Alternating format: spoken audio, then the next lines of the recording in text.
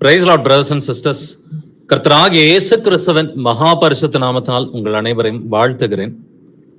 நம்ம எல்லோருமே பல வருஷங்களா நம்ம வேதத்தை வாசிக்கிற பிள்ளைகளா இருக்கிறோம், ஜெபிக்கிற பிள்ளைகளா இருக்கிறோம். அநேகர் வீட்டு கூடுகைகள்ல இணைந்து வார வாரம் கூடுகை செய்கிற பிள்ளைகளா இருக்கிறோம். அநேக பொறுப்புகளை எடுத்துக்கொண்டவர்களா சுவிசேஷம் அறிவிக்கிறவர்களா இருக்கிறோம். பட் நம்ம ஒரு காரியத்தை நம்மை நாமே நிதானித்து பார்க்கணும். நம் கர்த்தர் சொன்ன எல்லா காரியங்களும் நமக்கு தெரியும் தான் இல்லைங்களா? அவர் பர்சனலா ரட்சிக்கப்படுவது எப்படி அப்படின்றத நமக்கு சொல்லி கொடுத்திருக்கிறார். மனம் திரும்பணும், மனம் திரும்பி நற்கிரிகளை செய்யணும், பாவங்களை அறிக்கை செய்யணும். இது எல்லாத்தையுமே கர்த்தர் நம்ம கத்துக் கொடுத்திருக்கிறாரு. என்னென்ன கிரியைகள் அவருக்கு பிடித்தமானவைகள், இயேசுவுக்கு எது பிடிக்கும், இயேசுவுக்கு எது பிடிக்காது, இல்ல வரப்போகிற தீர்க்க தரிசனங்கள், இப்ப எல்லாவற்றையும் அறிந்த பிள்ளைகளா நம்ம இருக்கிறோம். இருந்தாலுமே நாம் அன்றாடம் செய்கிற காரியங்களை, அது உலகத்தின் கடமைகளா இருக்கட்டும், இல்ல கர்த்தர் விரும்பிய காரியங்களா இருக்கட்டும், அவைகளை நாம் முழு இருதயத்தோடு மனப்பூர்வமாக உற்சாகமாக மனோவாஞ்சியாக செய்கிறோமா? நம்மை நாமே நிதானிக்கிறவர்களா? இன்றைய வசனங்களை கேட்கலாம். எபேசியர் 6ஆம் அதிகாரம் 6ஆம் வசனம் வாசிக்கலாம். எபேசியன்ஸ் 6:6. மனுஷருக்கு பிரியமாய் இருக்க விரும்புகிறவர்களாக, பார்வைக்கு ஊழியம் செய்யாமல் கிறிஸ்துவின் ஊழியக்காரராக மனப்பூர்வமாய் தேவனுடைய சித்தத்தின்படி செய்யுங்கள். ஆமென். ஆமென். மனுஷருக்கு பிரியமாயிருக்க விரும்புகிறவர்களாக, பார்வைக்கு ஊழியம் செய்யாமல் கிறிஸ்துவின் ஊழியக்காரராக மனப்பூர்வமாய் தேவனுடைய சித்தத்தின்படி செய்யுங்கள். நீங்கள் எதை செய்தாலும் அது உங்களுடைய உலகத்துக்குரிய வேலையா இருக்கலாங்க, அல்லது வீட்டுக்குரிய வேலையா இருக்கலாம், அல்லது பிள்ளைகளுடைய படிப்பா இருக்கலாம், இல்ல படிப்பு சொல்லிக் கொடுக்கிற விஷயமா இருக்கலாம், இல்ல இயேசு கிறிஸ்துவுக்காக நீங்கள் செய்கிற ஒரு காரியமா இருக்கலாம், இல்ல ஒரு இச்சையை விடுகிற ஒரு காரியமா இருக்கலாம், ஒரு பாவத்தை மேற்கொள்ற ஒரு விஷயமா இருக்கலாம். எதுவா இருந்தாலும் நீங்கள் எப்படி செய்கிறீர்கள்? வேற வழி இல்லைன்னு சொல்லி நம்ம செய்யறோமா, இல்ல மனப்பூர்வமா முழு உற்சாகத்தோடு மனோவாஞ்சையாக நம்ம செய்கிறோமா? இயேசு கிறிஸ்து பாக்குறது, அவருக்கு பிடிக்கிறத நம்ம செய்யறோமா இல்லையன்றதை மட்டும் அவர் பாக்குறது இல்ல, அவருக்கு பிடித்த காரியத்தை நம்ம மனப்பூர்வமா செய்கிறோமா இல்லையன்றத நிச்சயமா கவனிக்கிற தேவனா தான் இருக்கிறார். ஏன்னா அவர் உள்ளந்திரியங்களை ஆராய்கிற தேவன். சோ உள்ளந்திரியங்கள்ல முழு இருதயத்தோடு தான் நான் கர்த்தருக்கு பிடித்த காரியத்தை செய்கிறேனா, மனப்பூர்வமாய் தேவனுடைய சித்தத்தின்படி செய்யுங்கள். இப்ப தேவனுடைய சித்தம் எப்படிப்பட்ட சித்தம்ன்றத கர்த்தர் நமக்கு வெளிப்படுத்தி இருக்கிறாரு. ரோமர் 12:2 தேவனுடைய நன்மையும் பிரியமும் பரிபூரணமான சித்தம் என்பதை நம்ம உணர்ந்துக்கணும், பகுத்தறியணும். அதனாலே உங்கள் மனம் புதிதாகிறதுனாலே மறுரூபம் ஆகுங்கள் என்று எழுதியிருக்கிறது. இப்ப தேவனுடைய நன்மையும் பிரியமும் பரிபூரணமான சித்தத்தை எப்படி நம்ம செய்யணுமா? மனப்பூர்வமாய் செய்யுங்கள் என்று எழுதியிருக்கிறது. அப்படின்னா மனப்பூர்வமான வில்ஃபுல்லி அப்படின்னு சொல்லி எழுதியிருக்கு. பைபிள்ல வில்ஃபுல் சின்னு சொல்லி எழுதியிருக்குது, வில்ஃபுல் ஒபீடியன்ஸ் சொல்லி எழுதியிருக்கு. மனப்பூர்வமாய் பாவம் செய்கிறவர்களாய் இருந்தால் அப்படின்ற வார்த்தையும் வேதத்துல இருக்குது.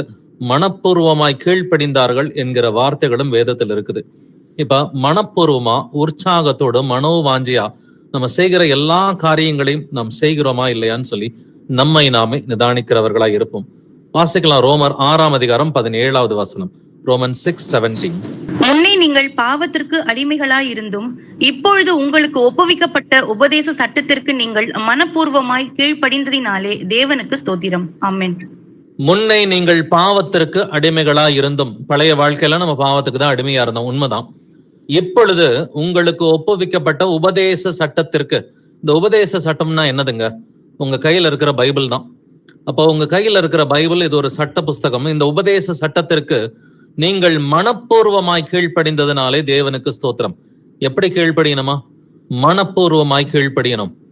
இப்ப நம்ம செய்கிற கடமைகளை நம்ம மனப்பூர்வமா செய்கிறோமா? பழைய ஏற்பாட்டுல அந்த வனாந்தரத்துல இருந்த யூதர்களை நீங்க கவனிச்சு பாத்தீங்கன்னா, அவங்க மனப்பூர்வமாலாம் கீழ்ப்படியில, அவர்கள் முறுமுறுத்தார்கள் என்பதை நான் பாக்குறோம்.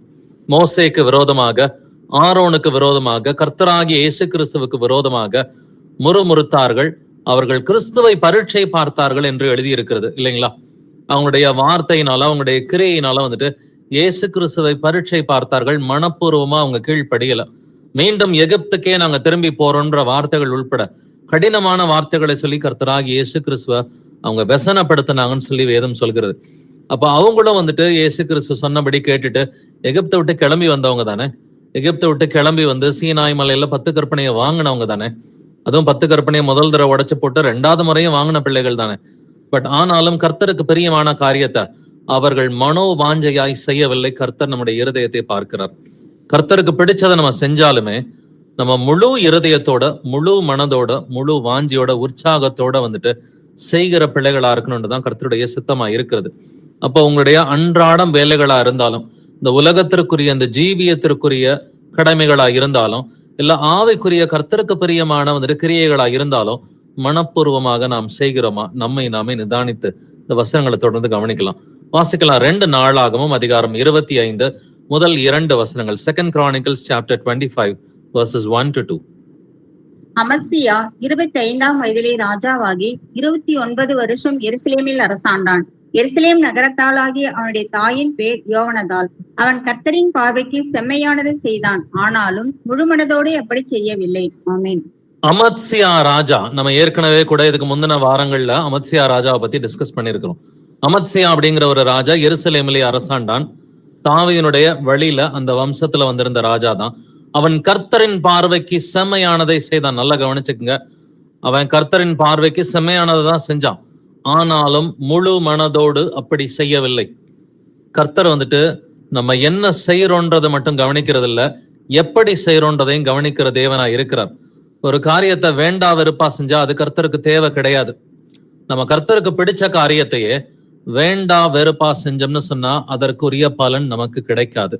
சோ அவன் கர்த்தரின் பார்வைக்கு செம்மையானதை செய்தான். இப்ப இன்னைக்கு செம்மையானதுன்னு சொன்னா என்ன சொல்ல முடியும்? இப்போ பைபிள் வாசிக்கிறோம் இல்லைங்களா? அடிப்படையா பார்த்தா ஒரு கிறிஸ்தவர் என்பவர் நிச்சயமா பைபிள் வாசிச்சே ஆகணும் இல்லைங்களா? சிறு பிள்ளைகளா இருந்தாலும், வாலிப பிள்ளைகளா இருந்தாலும், பெரியவங்களா இருந்தாலும் பைபிள் வாசிச்சே ஆகணும்.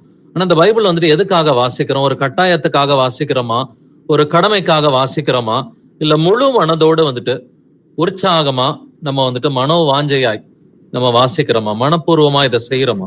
இதுதான் கர்த்தர் பாக்குறாரு. 2வது, பைபிள் படிச்சுட்டு அடுத்து ஜெபிக்கிற ஒரு காரியம். இந்த ஜெபத்தை வந்துட்டு முழு உற்சாகத்தோடு மனோ வாஞ்சையாய் முழு மனதோடு நம்ம செய்கிறோமா, இல்ல அதுவும் ஒரு கடமைக்காக ஜெபம் செய்கிறோமா? ஏன்னா இப்படி கடமைக்காக பைபிள் படிச்சு கடமைக்காக ஜெபிக்கிற ஒரு பெரிய கூட்டம் வந்துட்டு இந்த உலகத்தில் இன்றும் இருக்கிறது. நாம அப்படி இருக்கக்கூடாது. அதனாலதான் இந்த நாளாகமத்துல வந்துட்டு அமத்சியா ராஜாவை பத்தி கர்த்தர் தெளிவாவே சொல்றாரு.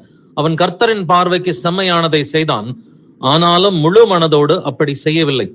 இல்ல ஒரு ஏழை வெளியில வந்துட்டு உங்கள்கிட்ட தண்ணி வேணும்னு சொல்லி கேட்கறாங்களா, அந்த தண்ணியை வந்துட்டு நம்ம சந்தோஷமா எடுத்து கொடுக்குறோமா இல்லையா? இல்ல வந்துட்டு வேண்டா வெறுப்பா நம்ம வந்துட்டு எடுத்து கொடுக்குறோமா? நம்ம செய்கிற ஒவ்வொரு காரியத்திலையும் இருதய சிந்தனைகளை கர்த்தர் பாக்குறார். உங்க வீட்டுக்கு யாராவது வந்துட்டாங்கன்னா அவங்களுக்கு நீங்க ஒரு காஃபி டீ போட்டு கொடுத்தீங்கன்னா கூட அதை வந்துட்டு மனோவாஞ்சையா நம்ம செய்யறோமா, முழு உற்சாகத்தோட செய்யறோமா, இல்ல வேற வழியே இல்ல வந்துட்டாங்க அப்படின்ற லெவல்ல நம்ம செய்யறோமா? கர்த்தருக்கு பிடித்த காரியத்தை நம்ம செஞ்சாலும் வந்துட்டு முழு உற்சாகத்தோட முழு மனதோட நம்ம செய்யணும். அப்படி செஞ்சா மட்டும்தான் கர்த்தருக்கு பிரியமான முறையில இருக்க முடியும். இப்ப அமத்சியா ராஜாவை பார்த்தோம். கர்த்தருக்கு பிரியமானதை அவன் செஞ்சா கூட முழு மனதோட அவன் செய்யவில்லை. இன்னொரு ராஜாவை பத்தி படிக்கலாம். 2 நாளாகமும் அதிகாரம் 31 வசனங்கள் 20 முதல் 21 வரை. 2 Chronicles chapter 31 verses 20 to 21. இந்த பிரகாரமாக எசேக்கியா யூதாவெங்கும் நடப்பித்து தன் தேவனாகிய கர்த்தருக்கு முன்பாக நன்மையும் செம்மையும் உண்மையுமானதை செய்தான். அவன் தேவனுடைய ஆலயத்தின் வேலையிலும் தன் தேவனை தேடும்படிக்கு நியாய பிரமாணத்திற்கும் கற்பனைக்கும் அடுத்த காரியத்திலும் என்ன செய்ய தொடங்கினானோ அதையெல்லாம் தன் முழு இருதயத்தோடும் செய்து சித்தி பெற்றான். ஆமென். ஆமென். எசேக்கியா ராஜாவை நம்ம நல்லாவே தெரிஞ்சுக்கணும். போன வாரம் யோசியாவை பத்தி நம்ம வந்துட்டு பார்த்தோம். யோசியாவனுடைய ஒரு பாட்டன் தான் வந்துட்டு எசேக்கியா. இந்த எசேக்கியா ராஜா தாவீது வழிவந்த ஒரு ராஜா வந்துட்டு அவன் யூதாவெங்கும் நடப்பித்து தன் தேவனாகிய கர்த்தருக்கு முன்பாக நன்மையும் செம்மையும் உண்மையுமானதை செய்தான் இல்லைங்களா? அமத்சியா ராஜாவும் கர்த்தருடைய பார்வைக்கு செம்மையானதை செய்தான். அதே மாதிரிதான் எசேக்கியா ராஜாவும் கர்த்தருடைய பார்வைக்கு செம்மையானதை செய்தான். 2 பேரும் செம்மையானதை தான் செஞ்சாங்க. ஆனா அமத்சியா ராஜா முழு மனதோடு அப்படி செய்யவில்லை என்றதை வாசிச்சோம். ஆனா இங்க 2 நாளாகமும் 31-21 என்ன சொல்லுது?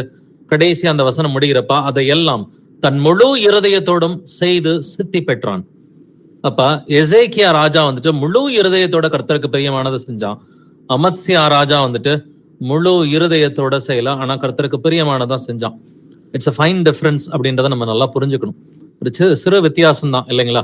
கர்த்தருக்கு பிரியமானதை இன்னைக்கு அநேக கிறிஸ்தவர்கள் செஞ்சுக்கிட்டு தாங்க இருக்கிறாங்க. ஆனா முழு இருதயத்தோடு செய்யறாங்களா? பைபிள் அநேகர் படிக்கிறாங்க, ஜெபம் அநேகர் செய்கிறாங்க, குடும்ப ஜெபம் அநேகர் செய்யறாங்க, கூடுகையும் அநேகர் வந்துட்டு பண்றாங்க, சபை கூடுகை அட்டன் பண்ணிக்கிட்டு தான் வந்துட்டு இருக்கிறாங்க. ஏழைகளுக்கு உதவி செய்யறதுல இருந்து அநேக காரியங்கள், இல்ல கணவர்கள் வந்துட்டு அவங்க சம்பாதிக்கிறதோ இல்ல வந்துட்டு வீட்டுல இருக்கிற சகோதரிகள் வந்துட்டு தன்னுடைய குடும்பத்தாருக்கு சமைச்சு போடுறதோ, பிள்ளைகள் படிக்கிறதோ கடமைகளை அநேகர் செஞ்சுக்கிட்டு தான் இருக்கிறாங்க. ஆனா முழு இருதயத்தோடு நாம் செய்கிறோமா? நான் எசேக்கியா ராஜாவை பத்தி வேதம் என்ன சொல்கிறதுனாக்க, அவனுடைய விசுவாசத்தை போல எந்த ஒரு ராஜாவுக்கும் இல்லைன்னு சொல்லி அவனை குறித்து ஆவியானவர் சாட்சி கொடுக்கிறார். அவனுக்கு முன்னாடி இருந்த ராஜாக்களையும் அவனுக்கு பின்னாடி இருந்த ராஜாக்களையும் கம்பேர் பண்ணி அவனுடைய விசுவாசத்தை போல ஒருவனுக்கும் விசுவாசம் இல்லை அப்படின்னு சொல்லி எசேக்கியா ராஜாவை பத்தி எழுதியிருக்கு. இவன் தான் எதிரி நாட்டு ராஜா, தனக்கு எதிராக போர் தொடுத்து வரும் பொழுது அவன் எந்த ஒரு கத்தியையும் தூக்காம கர்த்தர்ட்ட போய் அழுது மன்றாடின ஒரு ராஜா.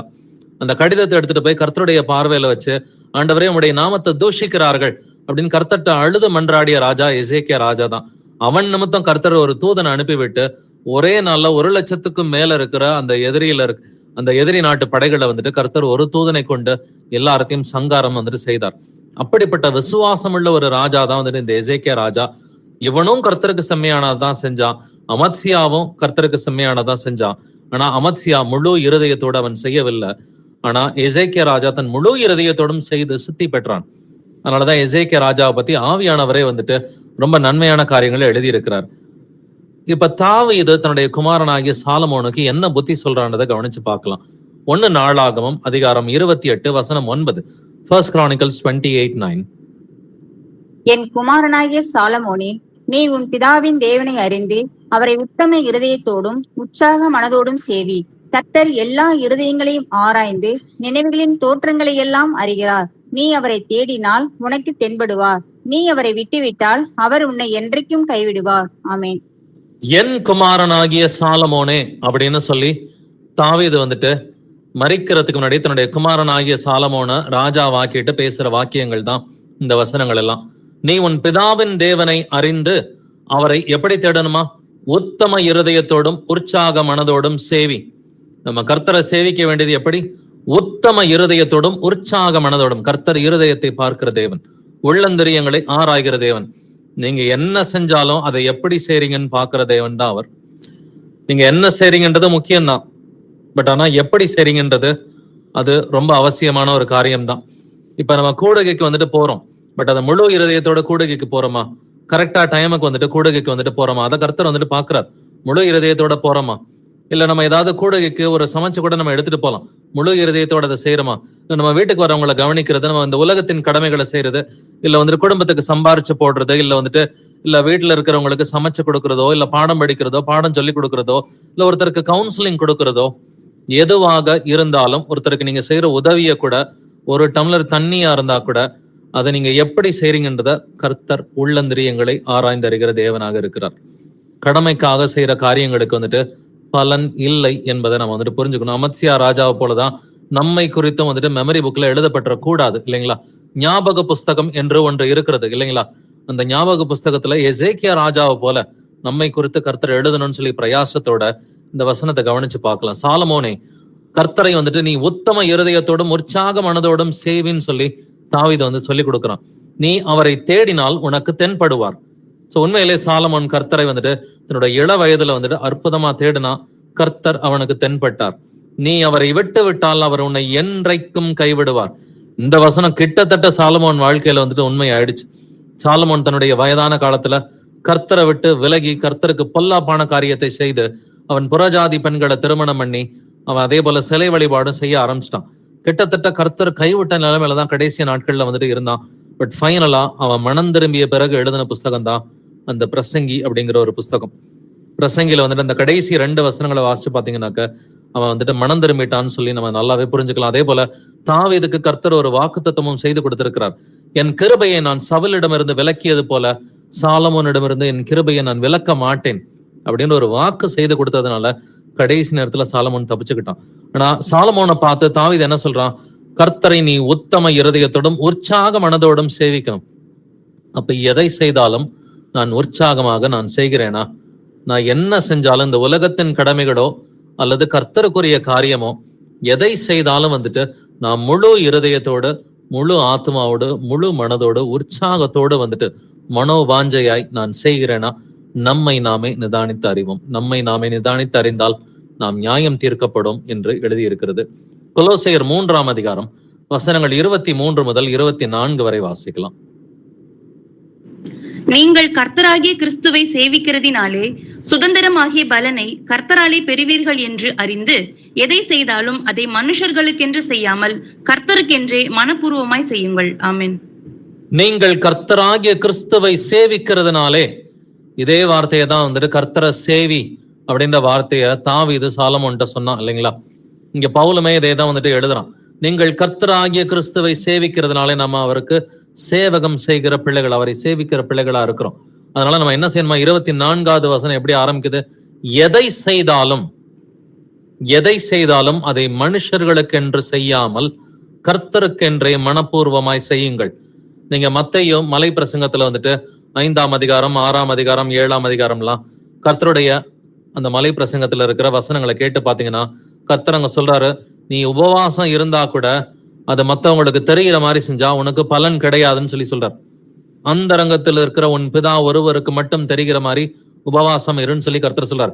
உபவாசம் இருக்கிறது கர்த்தருக்கு பிடிச்சதுதாங்க. பட் அதை கூட வந்துட்டு முழு இருதயத்தோடு செய்யலைனாக்கா அதுக்கு பலன் இல்லைன்னு சொல்லி கர்த்தர் சொல்றார். அதே போல ஏழைகளுக்கு உதவி செய்கிறது கூட தாரை ஊதுவியாதே அப்படின்னு சொல்லி சொல்றார். ட்ரம்பட்டை வாசிச்சுக்கிட்டு தாரை ஊதுவித்து நான் வந்துட்டு ஒரு உதவி செய்யறேன்னு சொல்லி மத்தவங்களுக்கு தெரிகிற மாதிரி செய்யாத, வலது கை செய்வது இடது கைக்கு தெரியாதது போல் உதவி செய்ய வேண்டும்னு கர்த்தர் சொல்றார். அப்ப கர்த்தருக்கு பிடித்த காரியமாகிய இந்த உபவாசம் இருக்கிறது, ஏழைகளுக்கு உதவி செய்யறது, இந்த காரியத்தை கூட வந்துட்டு நம்ம எப்படி செய்யணுமா? முழு இருதயத்தோடு மனோ வாஞ்சையாய் உற்சாகமாக நாம் செய்ய வேண்டும். இதைத்தான் பவுல் சொல்லி கொடுக்கிறான். எதை செய்தாலும் கர்த்தருக்கென்றே மனப்பூர்வமாய் செய்யுங்கள், மனுஷருக்கென்று செய்ய வேண்டாம். அவங்க பாக்குறாங்க, அவங்க கோச்சுக்குவாங்க, இல்ல இவங்க என்னைய பத்தி மேன்மையா நினைப்பாங்க அப்படின்ற மாதிரி மனிதர்களுக்காக எந்த காரியமும் செய்ய வேண்டாம். நான் மனிதர்களுக்காக ஏதாவது காரியம் செய்ய போயிட்டோம்னு சொன்னாக்க அங்கவே வாழ்க்கையில காம்ப்ரமைஸ், புளிப்பு மாவுன்றது ஆரம்பிச்சிடும். கொஞ்சம் புளிப்பு மாவு பிசைந்த மாவு அனைத்தையும் உப்ப பண்ணும் என்று வேதம் சொல்கிறது. சோ இதனுடைய அந்த ரூட் எங்க இருக்குன்னா, பைபிள் வாசிக்கிறதே நான் எதுக்கு வாசிக்கிறேன்ற ஒரு கேள்வியை நான் கேட்டு பார்க்கணும். யாராவது என்னை கேள்வி கேட்பாங்கன்றது நான் வாசிக்கிறேன்னா, என்னுடைய கணவனோ என்னுடைய மனைவியோ என் பிள்ளைங்களோ என்னுடைய பெற்றோரோ என்னை கேள்வி கேட்பாங்கன்னு சொல்லி பைபிள் வாசிக்கிறோமா? இல்ல உற்சாகமா நான் கர்த்தராகிய இயேசு கிறிஸ்துவை பத்தி நான் தெரிஞ்சுக்கணும். இது ஜீவனுள்ள வசனங்கள், இந்த வசனம் தான் என்னோட இருதயத்துல எழுதிக்கணும், இந்த வசனங்கள் தான் எனக்கு ஜீவ ஊற்றா இருக்குன்னு சொல்லி முழு இருதயத்தோடு மனோ வாஞ்சையாய் உற்சாகமா வாசிக்கிறோமா? ஈவன் ஜெபிக்கிறது கூட, பர்சனல் பிரேயரா இருக்கட்டும், ஃபேமிலி பிரேயரா இருக்கட்டும், இல்ல சபையில நம்ம கூடி ஜெபிக்கிறதா இருக்கட்டும், இதை நம்ம மனோ வாஞ்சையாய் உற்சாகமா செய்கிறோமா? ஃபேமிலி பிரேயர் இல்ல சண்டே கேதரிங்கா இருக்கட்டும், இல்ல யாருக்காவது ஒருத்தருக்கு ஒரு உபகாரம் பண்றது, ஒரு பணம் கொடுக்கறதோ, ஒரு சாப்பாடு போடுறதோ, ஒரு காஃபி டீ கொடுக்கறதோ, ஏழைகளுக்கு செய்யற உதவிகளா இருக்கட்டும், இல்ல வீட்டுல செய்யற சமையல், ஆபீஸ் வேலைகளா இருக்கட்டும், பிள்ளைகள் படிக்கிறதா இருக்கட்டும், சோ எதுவா இருந்தாலும் வந்துட்டு நாம் எப்படி செய்கிறோம்? அநேகர் தங்களுடைய சம்பளம் வாங்குற ஆபீஸ் வேலையை பாக்குறதுக்கு ரொம்ப அழுத்துக்கிறாங்க. கர்த்தருக்கு யார் மூலமோ ஒரு கூலி கொடுக்கிறாரு, இன்னைக்கு ஒரு கூலியை வந்துட்டு கொடுக்குறாரு, அது பிரைவேட் செக்டரோ கவர்மெண்ட்லயோ, பட் செய்யற வேலைக்கே வந்துட்டு ரொம்ப வந்துட்டு அழுத்துக்கிறாங்க. பட் கர்த்தருக்கு சில கடமைகளை கொடுத்திருந்தாருனாக்க அதை நம்ம வந்துட்டு முறுமுறுக்காமல் செய்ய வேண்டும் என்று வேதம் சொல்கிறது. முறுமுறுத்தம்னாக்க என்ன ஆகும்? காம்ப்ரமைஸ் பண்ணாக்க என்ன ஆகும்? முழு இருதயத்தோட ஒரு காரியத்தை செய்யாம முழு உற்சாகத்தோட நம்ம செய்யலனாக்க, மனோ வாஞ்சையா செய்யலனாக்க என்ன நடக்கும்னு சொல்லி ஒரு முக்கியமான ஒரு பைபிள்ல இருந்து ஒரு எக்ஸாம்பிள் நம்ம பார்க்கலாம். 1 சாமுவேலின் புஸ்தகம் அதிகாரம் 15 வசனங்கள் 9 முதல் 11 வரை வாசிக்கலாம். 1 Samuel chapter 15 verses 9 to 11. சவுலும் ஜனங்களும் ஆகாகையும் ஆடு மாடுகளில் முதல் தரமானவைகளையும் 2ஆம் தரமானவைகளையும் ஆட்டுக்குட்டிகளையும் நலமான எல்லாவற்றையும் அழித்து போட மனதில்லாமல் தப்ப வைத்து அற்பமானவைகளும் உதவாதவைகளுமான சகல வஸ்துக்களையும் முற்றிலும் அழித்து போட்டான். அப்பொழுது கர்த்தருடைய வார்த்தை சாமுவேலுக்கு உண்டாகி அவர் சொன்னதே, நான் சவுலை ராஜாவாக்கினது எனக்கு மனசாபமாய் இருக்கிறதே, அவன் என்னை விட்டு திரும்பி என் வார்த்தைகளை நிறைவேற்றாமற் போனான் என்றார். அப்பொழுது சாமுவேல் மனம் நொந்து முழுவதும் கர்த்தரை நோக்கி கூப்பிட்டான். ஆமென். ஆமென். சவுலுகிட்ட கர்த்தர் ஒரு முக்கியமான ஒரு கடமையை வந்துட்டு கொடுக்கிறார். சாமுவேல் தீர்க்கதரிசி மூலமா சவுலுகிட்ட வந்துட்டு ஒரு கட்டளை பிறக்குது, வந்துட்டு நீ போய் வந்துட்டு அந்த இஸ்ரவேலுடைய எதிரிகளா இருக்கிற அந்த மக்களை வந்துட்டு நீங்க கொலை செய்யணும் அப்படின்னு சொல்லி கர்த்தர் சொல்றாரு. வந்துட்டு அந்த அமலேக்கியர் அப்படின்ற அந்த கூட்டத்தாரை வந்துட்டு நீங்க முற்றிலுமா அவர்களை வந்துட்டு கம்ப்ளீட்டா கொலை செய்ய வேண்டும். அவங்களுடைய ஆடு மாடு எந்த பொருட்களையும் நீங்க எடுத்துக்க கூடாது, எல்லாத்தையும் கொன்று போட வேண்டும்னு சொல்லி கர்த்தர் சொல்றாரு. ஆனா சவுல் என்ன பண்றான்? சவுலும் ஜனங்களும் ஆகாகையும் ஆடு மாடுகளில் முதல் தரமானவைகளையும் 2ஆம் தரமானவைகளையும் ஆட்டுக்குட்டிகளையும் நலமான எல்லாவற்றையும் அழித்து போட மனதில்லாமல் தப்ப வைத்து. அப்ப அவங்களுக்கு வந்துட்டு ஃபர்ஸ்ட் கிரேடு செகண்ட் கிரேடு அழிக்கிறதுக்கு இஷ்டம் இல்லை, ஆட்டுக்குட்டிகளை அழிக்கிறதுக்கு இஷ்டம் இல்லை. நலமான எல்லாவற்றையும் நிலை இருக்கு. இதுல தங்கம் பொண்ணு வெள்ளி அதெல்லாம் கூட வந்துட்டு இருக்கும். அழித்து போட மனதில்லாமல் ஆகாகன்றது அந்த ராஜா, அந்த ராஜாவையும் வந்துட்டு கொன்று போட வேண்டும்னு சொல்லி கர்த்தர் சொல்றாரு. ஆனாலும் அதை செய்யறதுக்கு சவுலுக்கு மனது இல்லை. அவன் என்ன சொல்றான் வந்துட்டு, நான் வந்துட்டு கர்த்தருடைய கடமையை செஞ்சுட்டேன்றான். நீங்க அடுத்து வந்துட்டு தொடர்ந்து வாசிச்சு பாத்தீங்கன்னா, கர்த்தர் சொன்ன காரியத்தை நான் நிறைவேற்றி விட்டேன் அப்படின்னு சொல்லி போய் சொல்றான் வந்துட்டு. சோ இங்க காம்ப்ரமைஸ் பண்ணி இருக்கிறான் வந்துட்டு. அதே போல முழு இருதயத்தோட கர்த்தர் சொன்ன காரியத்தை செய்யல. அவனுக்கு அந்த முதல் தரமான ஆடு மாடு அதன் மேல ஒரு கண் இருக்குது. முதல் தரம் மட்டும் இல்ல, இரண்டாம் தரமான ஆடு மாடுகள் மேலேயும் ஒரு கண் இருக்குது. இப்போ கர்த்தர் சொன்ன காரியத்தை அவன் செஞ்சான், ஆனா முழு இருதயத்தோட வந்துட்டு அவன் செய்யல. காம்ப்ரமைஸ்டா தான் அந்த வேலையை வந்துட்டு பாக்குறான்.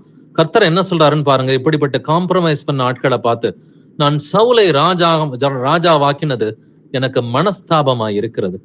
அவன் என்னை விட்டு திரும்பி என் வார்த்தைகளை நிறைவேற்றாமற் போனான். நிறைய ஆடு மாடுகளை கொலை பண்ணிட்டாங்க, வெட்டி போட்டுட்டான். நிறைய ஆடு மாடுகளை வெட்டி போட்டுட்டான். நிறைய அமலேக்கேரையும் வந்துட்டு வெட்டி போட்டுட்டான்.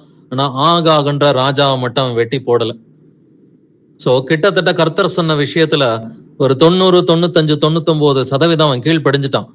ஆனாலும் முழு இருதயத்தோடு அவன் செய்யவில்லை. அதனால கர்த்தர் சொல்றாரு, நான் சவுலை ராஜாவாக்கினது எனக்கு மனஸ்தாபமாய் இருக்கிறது. அவன் என்னை விட்டு திரும்பி என் வார்த்தைகளை நிறைவேற்றாமற் போனான். கர்த்தர் சொல்றாரு, என் வார்த்தையை வந்துட்டு அவன் நிறைவேற்றலன்னு சொல்லி. பட் இப்ப அடுத்து நடக்கிற விஷயங்களை வந்துட்டு நீங்க கவனிச்சு பாருங்க. சவுல் வந்துட்டு சாமுவேல்கிட்ட என்ன சொல்றான்றதை நம்ம கவனிக்கலாம். 1 சாமுவேலின் புஸ்தகம் அதிகாரம் 15 13 முதல் 15 வசனங்களை வாசிக்கலாம். சாமுவேல் சவுலிடத்தில் போனான். சவுல் அவனை நோக்கி, நீர் கர்த்தரால் ஆசீர்வதிக்கப்பட்டவர், கர்த்தருடைய வார்த்தை நிறைவேற்றினேன் என்றான். அதற்கு சாமுவேல், அப்படியானால் என் காதுகளில் விழுகிற ஆடுகளின் சத்தமும் எனக்கு கேட்கிற மாடுகளின் சத்தமும் என்ன என்றான். அதற்கு சவுல், அமலேக்கியரிடத்திலிருந்து அவைகளை கொண்டு வந்தார்கள். ஜனங்கள் ஆடு மாடுகளில் நலமானவைகளை உம்முடைய தேவனாகிய கர்த்தருக்கு பலியிடும்படிக்கு தப்ப வைத்தார்கள், மற்றவைகளை முற்றிலும் அழித்து போட்டோம் என்றான். ஆமென். கர்த்தர் சொல்றாரு 11வது வசனத்துல, அவன் என்னை விட்டு திரும்பி என் வார்த்தைகளை நிறைவேற்றாமற் போனான். கர்த்தர் சொல்றாரு அவன் எனக்கு கீழ்ப்படியலன்னு சொல்லி. ஆனா சவுல் வந்துட்டு ராஜா என்ன சொல்றான் 13வது வசனத்துல, கர்த்தருடைய வார்த்தையை நிறைவேற்றினேன்னு சொல்லி பச்சை பொய் சொல்றான் இல்லைங்களா. கர்த்தருடைய வார்த்தையை நிறைவேற்றினேன்னு சொல்லி அவன் பொய் சொல்றான். கர்த்தர் சொல்றாரு என்னுடைய வார்த்தைகளை அவன் நிறைவேற்றாமற் போனான்னு சொல்லி. அதற்கு சாமுவேல் என்ன பதில் சொல்றாரு, அப்படியானால் என் காதுகளில் விழுகிற ஆடுகளின் சத்தமும் எனக்கு கேட்கிற மாடுகளின் சத்தமும் என்ன? இது என்னது, ஆடு மாடெல்லாம் பிடிச்சிட்டு வந்திருக்கிறே, இது எதுக்கு, ஏன் இந்த சத்தம் கேட்குது? இப்ப கர்த்தருடைய வார்த்தையை நீ நிறைவேற்றலன்னு சொல்லும் பொழுது அவன் எப்படி டிஃபெண்ட் பண்றான்றதை வந்துட்டு கவனிச்சு பாருங்க. ஜனங்கள் ஆடு மாடுகளில் நலமானவைகளை உம்முடைய தேவனாகிய கர்த்தருக்கு பலியிடும்படிக்கு தப்ப வைத்தார்கள். தேவனுக்கு பலியிடுறதுக்காக தாங்க இதெல்லாம் வந்துட்டு நாங்க வந்துட்டு வச்சிருக்கிறோம், சும்மா எல்லாம் வைக்கல, நாங்க எதுவும் தப்பெல்லாம் வந்துட்டு பண்ணலன்னு சொல்லி தன்னைத்தானே தன்னுடைய தவறுகளை டிஃபெண்ட் பண்றான். எப்படி உம்முடைய தேவன், கர்த்தர் நம்முடைய தேவன் அவன் சொல்லல, என்னுடைய தேவன் அவன் சொல்லல, உம்முடைய தேவன் சொல்லி அவன் தேவனை விட்டு விலகிட்டான்றத இந்த வார்த்தையிலே நம்ம கண்டுபிடிச்சிடலாம். என்னைக்கு காம்ப்ரமைஸ் பண்றோமோ அன்னைக்கு வார்த்தையிலையும் தாறுமாறும் ஆட்டோமேட்டிக்கா வந்துடும். உம்முடைய தேவன் அந்த ரேஞ்சுக்கு தான் அவன் பேசி இருக்கிறான். அடுத்து இந்த கான்வர்சேஷனை நீங்க தொடர்ந்து கவனிச்சு பாத்தீங்கன்னாக்க 19வது வசனத்திலிருந்து 21வது வசனம் வரைக்கும் நம்ம வாசிக்கலாம். இப்படி இருக்க நீ கர்த்தருடைய சொல்லை கேளாமல் கொள்ளையின் மேல் பறந்து கர்த்தருடைய பார்வைக்கு பொல்லாப்பானது செய்தது என்ன என்றான். சவுல் சாமுவேலை நோக்கி, நான் கர்த்தருடைய சொல்லை கேட்டு கர்த்தர் என்னை அனுப்பின வழியாய் போய் அமலேக்கின் ராஜாவாகிய ஆகாவை கொண்டு வந்து அமலேக்கியரை சங்காரம் பண்ணினேன். ஜனங்களோ உம்முடைய தேவனாகிய கர்த்தருக்கு கீழ்காலிலே பலியிடுவதற்காக கொள்ளையிலே சாபத்தீடாகும் ஆடு மாடுகளிலே பிரதானமானவைகளை பிடித்து கொண்டு வந்தார்கள் என்றான். ஆமென். திரும்பவும் சாமுவேல் தீர்க்கதரிசி என்ன சொல்றாரு, நீர் கர்த்தருடைய வார்த்தையை, நீர் கர்த்தருடைய சொல்லை கேளாமல் கொள்ளையின் மேல் பறந்து கர்த்தருடைய பார்வைக்கு பொல்லாப்பானதை செய்தது என்னன்னு சொல்லி 2வது முறை கேள்வி கேட்கிறார். கேட்கிறப்ப சவுல் என்ன பண்றான், திரும்பவும் டிஃபெண்ட் பண்றான். நான் கர்த்தருடைய சொல்லை கேட்டுங்கிறான். கர்த்தர் சொல்றாரு, அவன் நான் சொல்றதை கேட்கலங்கிறாரு. பட் அவன் மீண்டும் 2வது முறையும் போய் தான் சொல்றான், நான் கர்த்தருடைய சொல்லை கேட்டு கர்த்தர் என்னை அனுப்பின வழியாய் போய் அமலேக்கின் ராஜாவாகிய ஆகாகை கொண்டு வந்து அமலேக்கரை சங்காரம் பண்ணினேன்னு சொல்லி சொல்றான். எல்லாத்தையும் வந்துட்டு சங்காரம் பண்ணணும்னா ராஜாவை இவன் சங்காரம் பண்ணல. அதுபோல ஆடு மாடுகள் எல்லாவற்றையும் வந்துட்டு கொன்று போட வேணும்னு கர்த்தர் சொல்றாரு. பட் அதுல முதல் தரம் 2வது தரத்தை இவன் வந்துட்டு எடுத்துக்கிட்டான். ஆனா என்ன சொல்றான் அடுத்த வசனத்துல, ஜனங்களோ உம்முடைய தேவனாகிய கர்த்தருக்கு. யாருடைய தேவன்? உம்முடைய தேவன் சொல்லி கர்த்தரை விட்டு பிரிந்தது போலதான் அவன் பேசுறான். உம்முடைய தேவனாகிய கர்த்தருக்கு கில்காலிலே பலியிடுகிறதற்காக கொள்ளையிலே சாபத்தீடாகும் ஆடு மாடுகளிலே பிரதானமானவைகளை பிடித்து கொண்டு வந்தார்கள். இன்னைக்குமே அநேகர் கொடுக்கிற லேம் எக்ஸ்கியூஸ் இதுதான். முழு இருதயத்தோடு கர்த்தரை ஏன் சேவிக்கல அப்படின்னு கேட்டாக்க, கர்த்தர் பேரை சொல்லியே ஒரு எக்ஸ்கியூஸ் வந்துட்டு வரும். கர்த்தரை சேவிக்கிறதுக்காக தான் நான் வந்துட்டு இந்த தப்பு பண்றேன் அப்படின்ற லெவல். இன்னைக்கு சவுல் ராஜா வந்துட்டு வேற ஏதோ லேம் எக்ஸ்கியூஸ் எல்லாம் கொடுக்கவே இல்லை. கர்த்தருக்கு பலியிடுறதுக்கு தாமா நான் இதை வந்துட்டு செய்யல, கர்த்தருடைய வார்த்தையை நான் கேட்காம போனதே கர்த்தர் மேல உள்ள அன்புல தான், கர்த்தர் மேல உள்ள மரியாதைலான்னு சொல்லி கர்த்தருக்கு பலியிடுவதற்காக தான் நான் வந்துட்டு கர்த்தருடைய சொல்லை கேளாமல் போனேன்ற லெவலுக்கு டிஃபெண்ட் பண்ணிக்கிட்டே வரான். அடுத்து சாமுவேல் தீர்க்கதரிசி பேசுகிறத இந்த முடிவின் காரியங்களை கவனிச்சு பார்க்கலாம். வசனங்கள் 22 முதல் 24 வரைக்கும் வாசிக்கலாம். அதற்கு சாமுவேல், கர்த்தருடைய சத்தத்திற்கு கீழ்ப்படுகிறதை பார்க்கிலும் சர்வாங்க தகனங்களும் பலிகளும் கர்த்தருக்கு பிரியமா இருக்குமோ? பலியை பார்க்கிலும் கீழ்ப்படிதலும் ஆட்டுக்கடாக்களின் இனத்தை பார்க்கிலும் செவி கொடுத்தலும் உத்தமம்.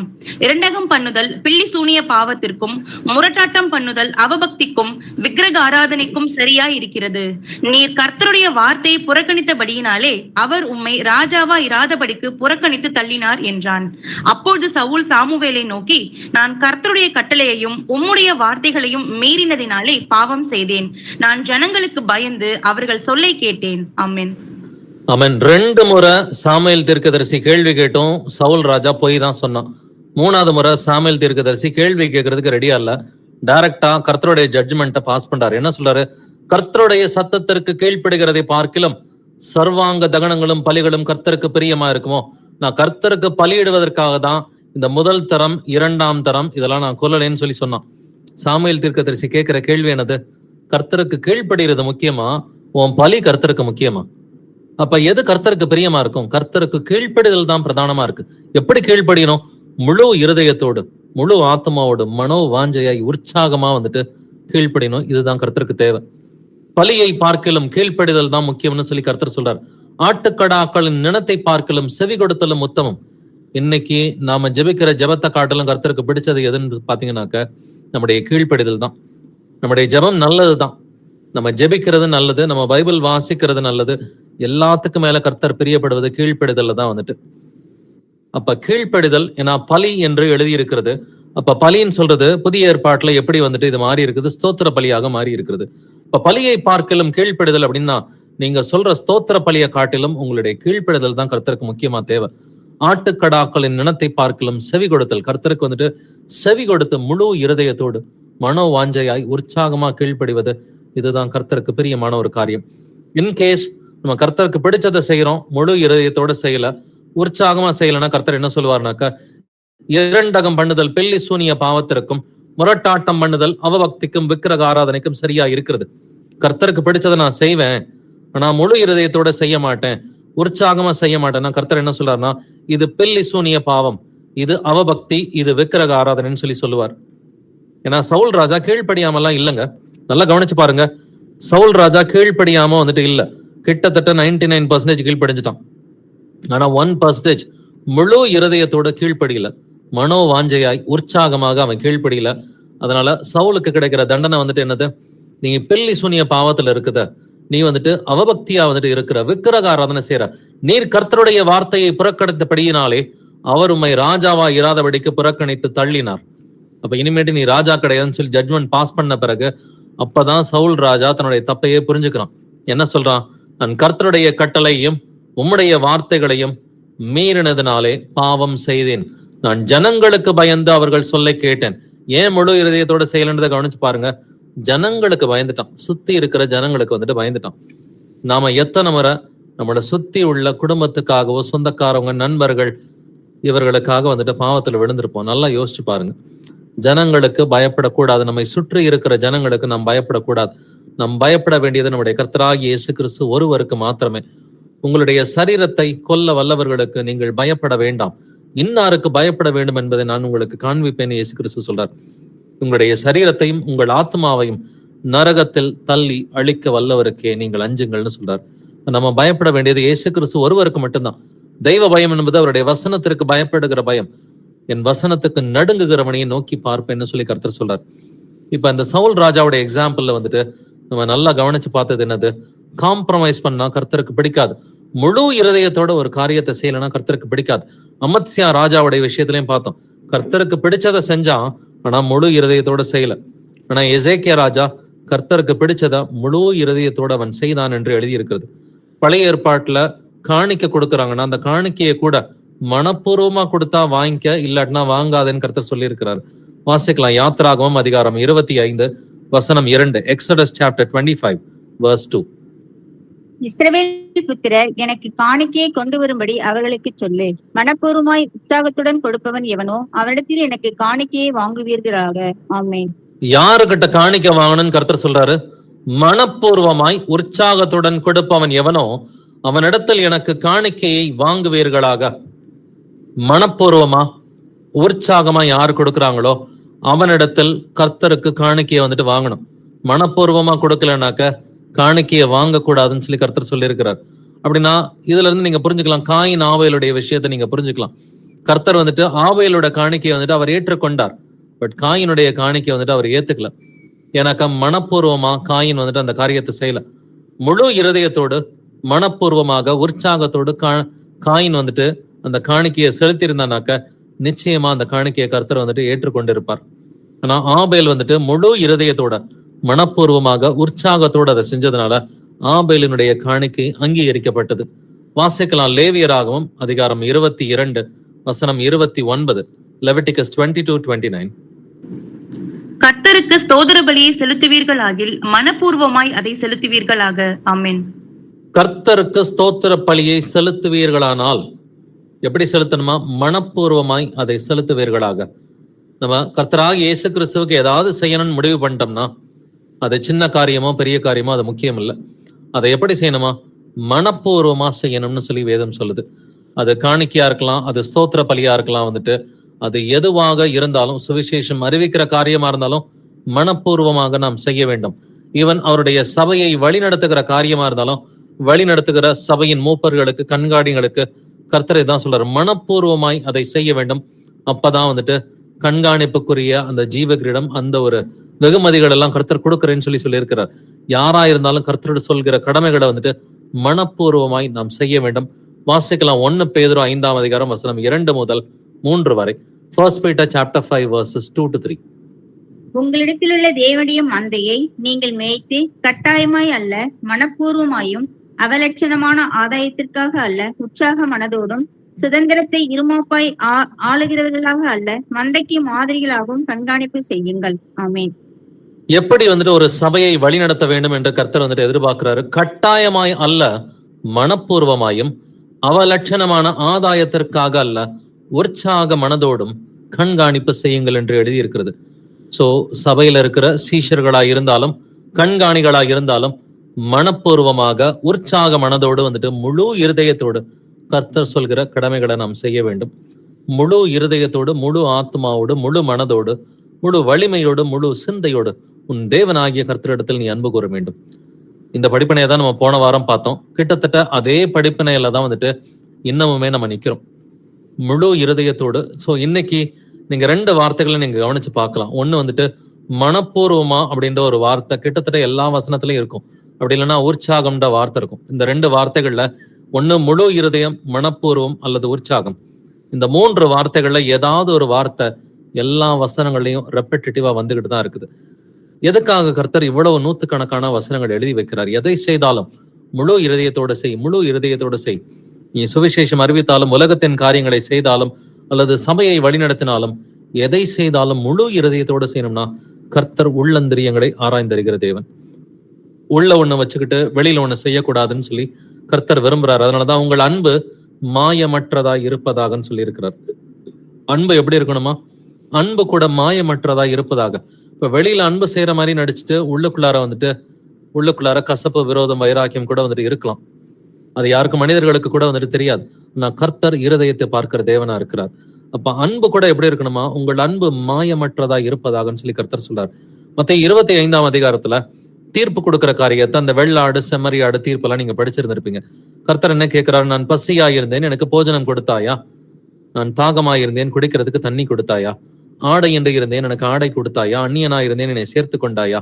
காவலில் இருந்தேன், என்னை விசாரிக்க வந்தாயா? வியாதியா இருந்தேன், என்னை பார்க்க வந்தாயா? இவன் இந்த 6 காரியங்களை கூட நம்ம எப்படி செய்யணும்னு கர்த்தர் விரும்புறாருனாக்க உற்சாகத்தோடு செய்யணும்ன்றதை கர்த்தர் விரும்புகிறார். வாசிக்கலாம் நீதிமொழிகள் 19:17. Proverbs 19:17.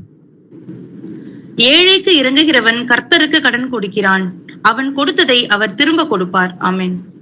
ஏழைக்கு இறங்குகிறவன் கர்த்தருக்கு கடன் கொடுக்கிறான், அவன் கொடுத்ததை அவர் திரும்ப கொடுப்பார். பட் ஏழைக்கு இறங்குகிறவன்னா அது எப்படி கொடுக்கணும்? ஏழைக்கு கொடுக்கறது கூட உற்சாக மனதோடு, முழு இருதயத்தோடு. இப்போ 1 ரூபா கொடுக்குறோமா 100 ரூபா கொடுக்குறோமான்றது முக்கியம் கிடையாது. பட் உற்சாகத்தோட கொடுக்குறோமா, இதுதான் கர்த்தர் நம்மிடம் எதிர்பார்க்கிறார். ஒரு டம்ளர் தண்ணி கொடுக்குறோமா, ஒரு டம்ளர் காஃபி கொடுக்குறோமான்றது முக்கியம் இல்லை. உற்சாகமா கொடுக்குறோமா, இதுதான் கர்த்தர் நம்மிடம் எதிர்பார்க்கிறார். அதனால அமௌண்ட் வந்துட்டு இது கர்த்தரை பொறுத்த வரைக்கும் முக்கியம் இல்லை. கர்த்தர் வந்துட்டு உற்சாகத்தோட நம்ம செய்யறோமா, முழு இருதயத்தோட மனோ வாஞ்சையாய் அவர் சொல்கிற காரியங்களை செய்யறோமா? இல்ல இந்த ஆவியின் கனின்னு ஒரு காரியத்தை நிச்சயமா நீங்க ட்ரை பண்ணிக்கிட்டு தான் இருப்பீங்க. அன்பு, சந்தோஷம், சமாதானம், நீடிய பொறுமை, தயவு, நற்குணம், விசுவாசம், சாந்தம், இச்சையடக்கம். ஆவியின் கனின்ற காரியத்தை கூட முழு இருதயத்தோடு உற்சாக மனதோடு வந்துட்டு மனப்பூர்வமா செஞ்சோம்னு சொன்னா மட்டும்தான் ஆவியின் கனியிலே முன்னேற முடியும். பாவங்களை மேற்கொள்ற காரியத்துல கூட முழு இருதயத்தோடு மனோ வாஞ்சையாய் உற்சாகமா செஞ்சா மட்டும்தான் பாவத்தை மேற்கொள்ள முடியும். அநேகர் வந்துட்டு நான் சிகரெட்டை விட போறேன், நான் ட்ரிங்க்ஸ் சாப்பிட்றதை விட போறேன், டிவி பாக்குறத விட போறேன், பொய் சொல்றதை விட போறேன், கெட்ட வார்த்தை சொல்றதை விட போறேன்னு சொல்லி ட்ரை பண்ணுவாங்க. ஆனா வேற வழி இல்லாம கண்ட்ரோல்டா இருக்கிறதுக்கு ட்ரை பண்ணுவாங்க. கொஞ்சம் நம்ம வந்துட்டு இதை வந்துட்டு கண்ட்ரோல்டா இருக்கிறதுக்கு பார்க்கலாம் அப்படின்னு சொல்லி 1 மாசம் இருப்பாங்க, 2 மாசம் இருப்பாங்க, திரும்ப விழுந்துருவாங்க. காரணம் என்ன? முழு இருதயத்தோடு கர்த்தருக்காக செய்தால் மட்டும்தான் இதுல நிலைத்து நிற்க முடியும். இல்லைன்னா என்னைக்காவது ஒரு நாள் வந்துட்டு விழுந்துருவோம். மனோ வாஞ்சையாய் முழு இருதயத்தோடு மனப்பூர்வமா நம்ம கர்த்தருக்கு பிரியமான காரியங்களை செய்யணும்னு தான் அவர் எதிர்பார்க்கிறார். வாசிக்கலாம் நீதிமொழிகள் 22:9. கருணை கண்ணன் ஆசீர்வதிக்கப்படுவான், அவன் தன் ஆகாரத்தில் தரித்திரனுக்கு கொடுக்கிறான். ஆமென். கருணை கண்ணன் ஆசீர்வதிக்கப்படுவான். ஏன்னாக்க அவன் தன் ஆகாரத்தில் தரித்திரனுக்கு கொடுக்கிறான். தன்னுடைய ஆகாரத்தில் தரித்திரனுக்கு முழு இருதயத்தோடு யாரு கொடுக்கிறாங்களோ அவன் ஆசீர்வாதமா இருப்பான். அதனாலதான் பேதுரு கூட சொல்றான், 1 பேதுரு 4:9 முறுமுறுப்பு இல்லாமல் ஒருவரை ஒருவர் உபசரியுங்கள். எப்படியா? முறுமுறுப்பு இல்லாமல் ஒருவரை ஒருவர் உபசரியுங்கள் என்று புதிய ஏற்பாட்டுல நமக்கு எழுதப்பட்டிருக்குது.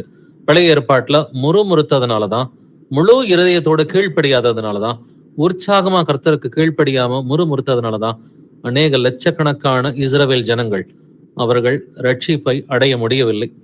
கண்டிப்பா நீங்க வாசிச்சிருந்திருப்பீங்க, உங்களுக்கு தெரியும் நான் சொல்லி நம்புறேன். பழைய ஏற்பாட்டுல 6 லட்சம் ஆண்கள் அவங்களோட சேர்ந்து அவங்களுடைய மனைவிகளும் இருந்திருப்பாங்க, பிள்ளைகளும் நிறைய பிள்ளைகள் இருந்திருப்பாங்க. குறைஞ்சபட்சம் ஒரு 30 லட்சம் 50 லட்சம் பேர் இருந்திருப்பாங்க. அதுல வந்துட்டு அநேகர் அந்த ஃபர்ஸ்ட் ஜெனரேஷன் அவங்க அதிகமான பேர் அந்த யோசுவா, காலேபு இவர்களை தவிர இவங்க யாருமே கானான் தேசத்துக்குள்ளார போகல. கானான் தேசம் மட்டுமல்ல, பரலோக ராஜ்யத்துக்குள்ளாரையும் அநேகர் வந்துட்டு போக முடியல. காரணம் என்னன்னா, கர்த்தருக்கு விரோதமாக இவர்கள் முறுமுறுத்தார்கள். இப்ப கர்த்தர்கிட்ட வந்துட்டு நம்ம எப்படி வந்துட்டு இருக்கணும்?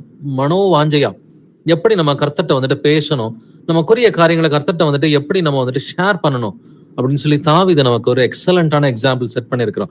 தாவீது மரிக்குமன் தன்னுடைய குமாரனாகிய சாலமோனை ராஜாவாக்கிட்டு அவனையும் அவனோட கூட இருந்த மற்ற மந்திரிமார்கள் எல்லாத்தையும் வந்துட்டு அந்த ஜனங்களில் முக்கியமான நபர்கள் எல்லாம் கூப்பிட்டு ஃபைனலா ஒரு டிஸ்கஷன் பண்ணி ஒரு ஜெபம் பண்றான். அதை நம்ம வாசித்து பார்க்கலாம். 1 நாளாகமம் அதிகாரம் 29 வசனங்கள் 5 முதல் 9 வரை வாசிக்கலாம். 1 Chronicles 29 verses 5 to 9. இப்போதும் உங்களில் இன்றைய தினம் கர்த்தருக்கு தன் கை காணிக்கைகளை செலுத்த மனப்பூர்வமானவர்கள் யார் என்றான்.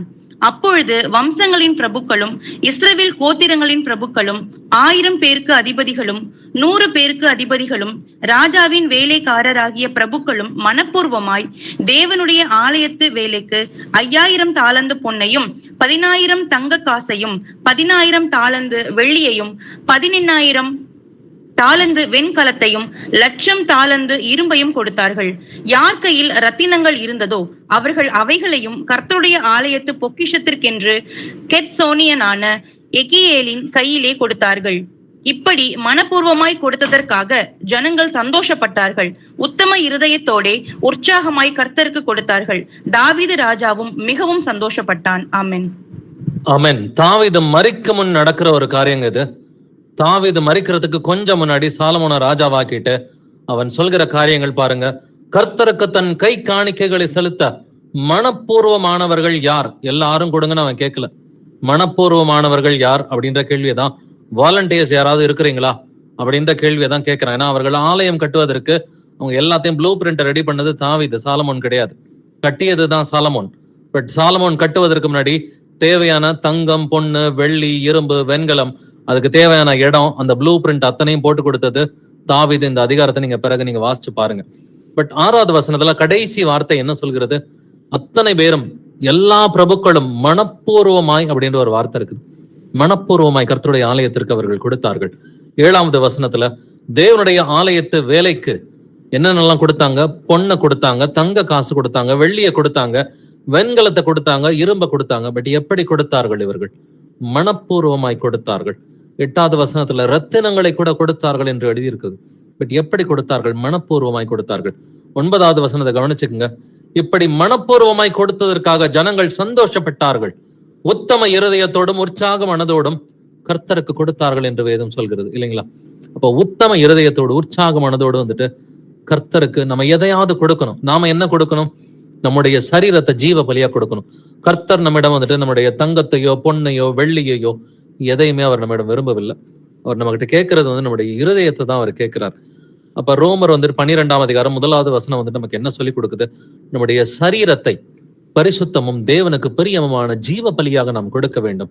இதுவே நீங்கள் செய்யத்தக்க புத்தி உள்ள ஆராதனை. புத்தி உள்ள ஆராதனை, அந்த ட்ரூ வர்ஷிப் அப்படின்னு சொன்னா என்னது? கர்த்தரை ஆவியோடும் உண்மையோடும் நாம் தொழுது கொள்ள வேண்டும். யோவான் 4ஆம் அதிகாரத்துல வாசிக்கிறோம், உண்மையாய் தொழுது கொள்கிறவர்கள் இப்படிப்பட்டவர்களாய் இருக்கணும்னு சொல்லி பிதாவானவர் விரும்புகிறார். எப்படி இருக்கணும்? தேவன் ஆவியாய் இருக்கிறார். அவரை தொழுது கொள்கிறவர்கள் அவரை ஆவியோடும் உண்மையோடும் அவரை தொழுது கொள்ள வேண்டும். அப்படின்னா கர்த்தரை வந்துட்டு ஆவியோடும் உண்மையோடும் முழு இருதயத்தோட உற்சாக மனதோட மனப்பூர்வமா மனோ வாஞ்சையா கர்த்தரை நாம் தொழுது கொள்ள வேண்டும் என்று கர்த்தர் விரும்புகிறார். இதுக்கு தாவீது பழைய ஏற்பாட்டுல ஒரு எக்ஸலண்டான எக்ஸாம்பிளை வந்துட்டு அவன் செட் பண்ணியிருக்கிறான். அவன் மரிக்கும் முன் தனக்கு உள்ள எல்லா சொத்தையும் கர்த்தருக்காக கொடுத்துட்டான். ஏன்னா கர்த்தர் இருந்தா நான் பெற்றுக்கொண்டேன், கர்த்தருக்கே மீண்டும் நான் கொடுக்கிறேன்னு சொல்லி சொல்றான். தொடர்ந்து இந்த அதிகாரத்தை வாசித்து பார்க்கலாம். வசனங்கள் 10 முதல் 14 வரை, verses 10 to 14. ஆகையால் தாவீது சபை அனைத்தின் கண்களுக்கு முன்பாகவும் கர்த்தருக்கு ஸ்தோத்திரம் செலுத்தி சொன்னது, எங்கள் தகப்பனாகிய இஸ்ரவேலின் தேவனாகிய கர்த்தாவே, சதா காலங்களிலும் தேவரீருக்கு ஸ்தோத்திரம் உண்டாவதாக. கர்த்தாவே, மாட்சிமையும் வல்லமையும் மகிமையும் ஜெயமும் மகத்துவமும் உம்முடையவைகள். வானத்திலும் பூமியிலும் உள்ளவைகள் எல்லாம் உம்முடையவைகள். கர்த்தாவே, ராஜ்யம் உம்முடையது. தேவரீர் எல்லாருக்கும் தலைவராய் உயர்ந்திருக்கிறீர். ஐஸ்வர்யமும் கனமும் உம்மாலே வருகிறது. தேவரீர் எல்லாவற்றையும் ஆளுகிறவர். உம்முடைய கரத்திலே சத்துவமும் வல்லமையும் உண்டு. எவரையும் மேன்மைப்படுத்தவும் பலப்படுத்தவும் உம்முடைய கரத்தினால் ஆகும்.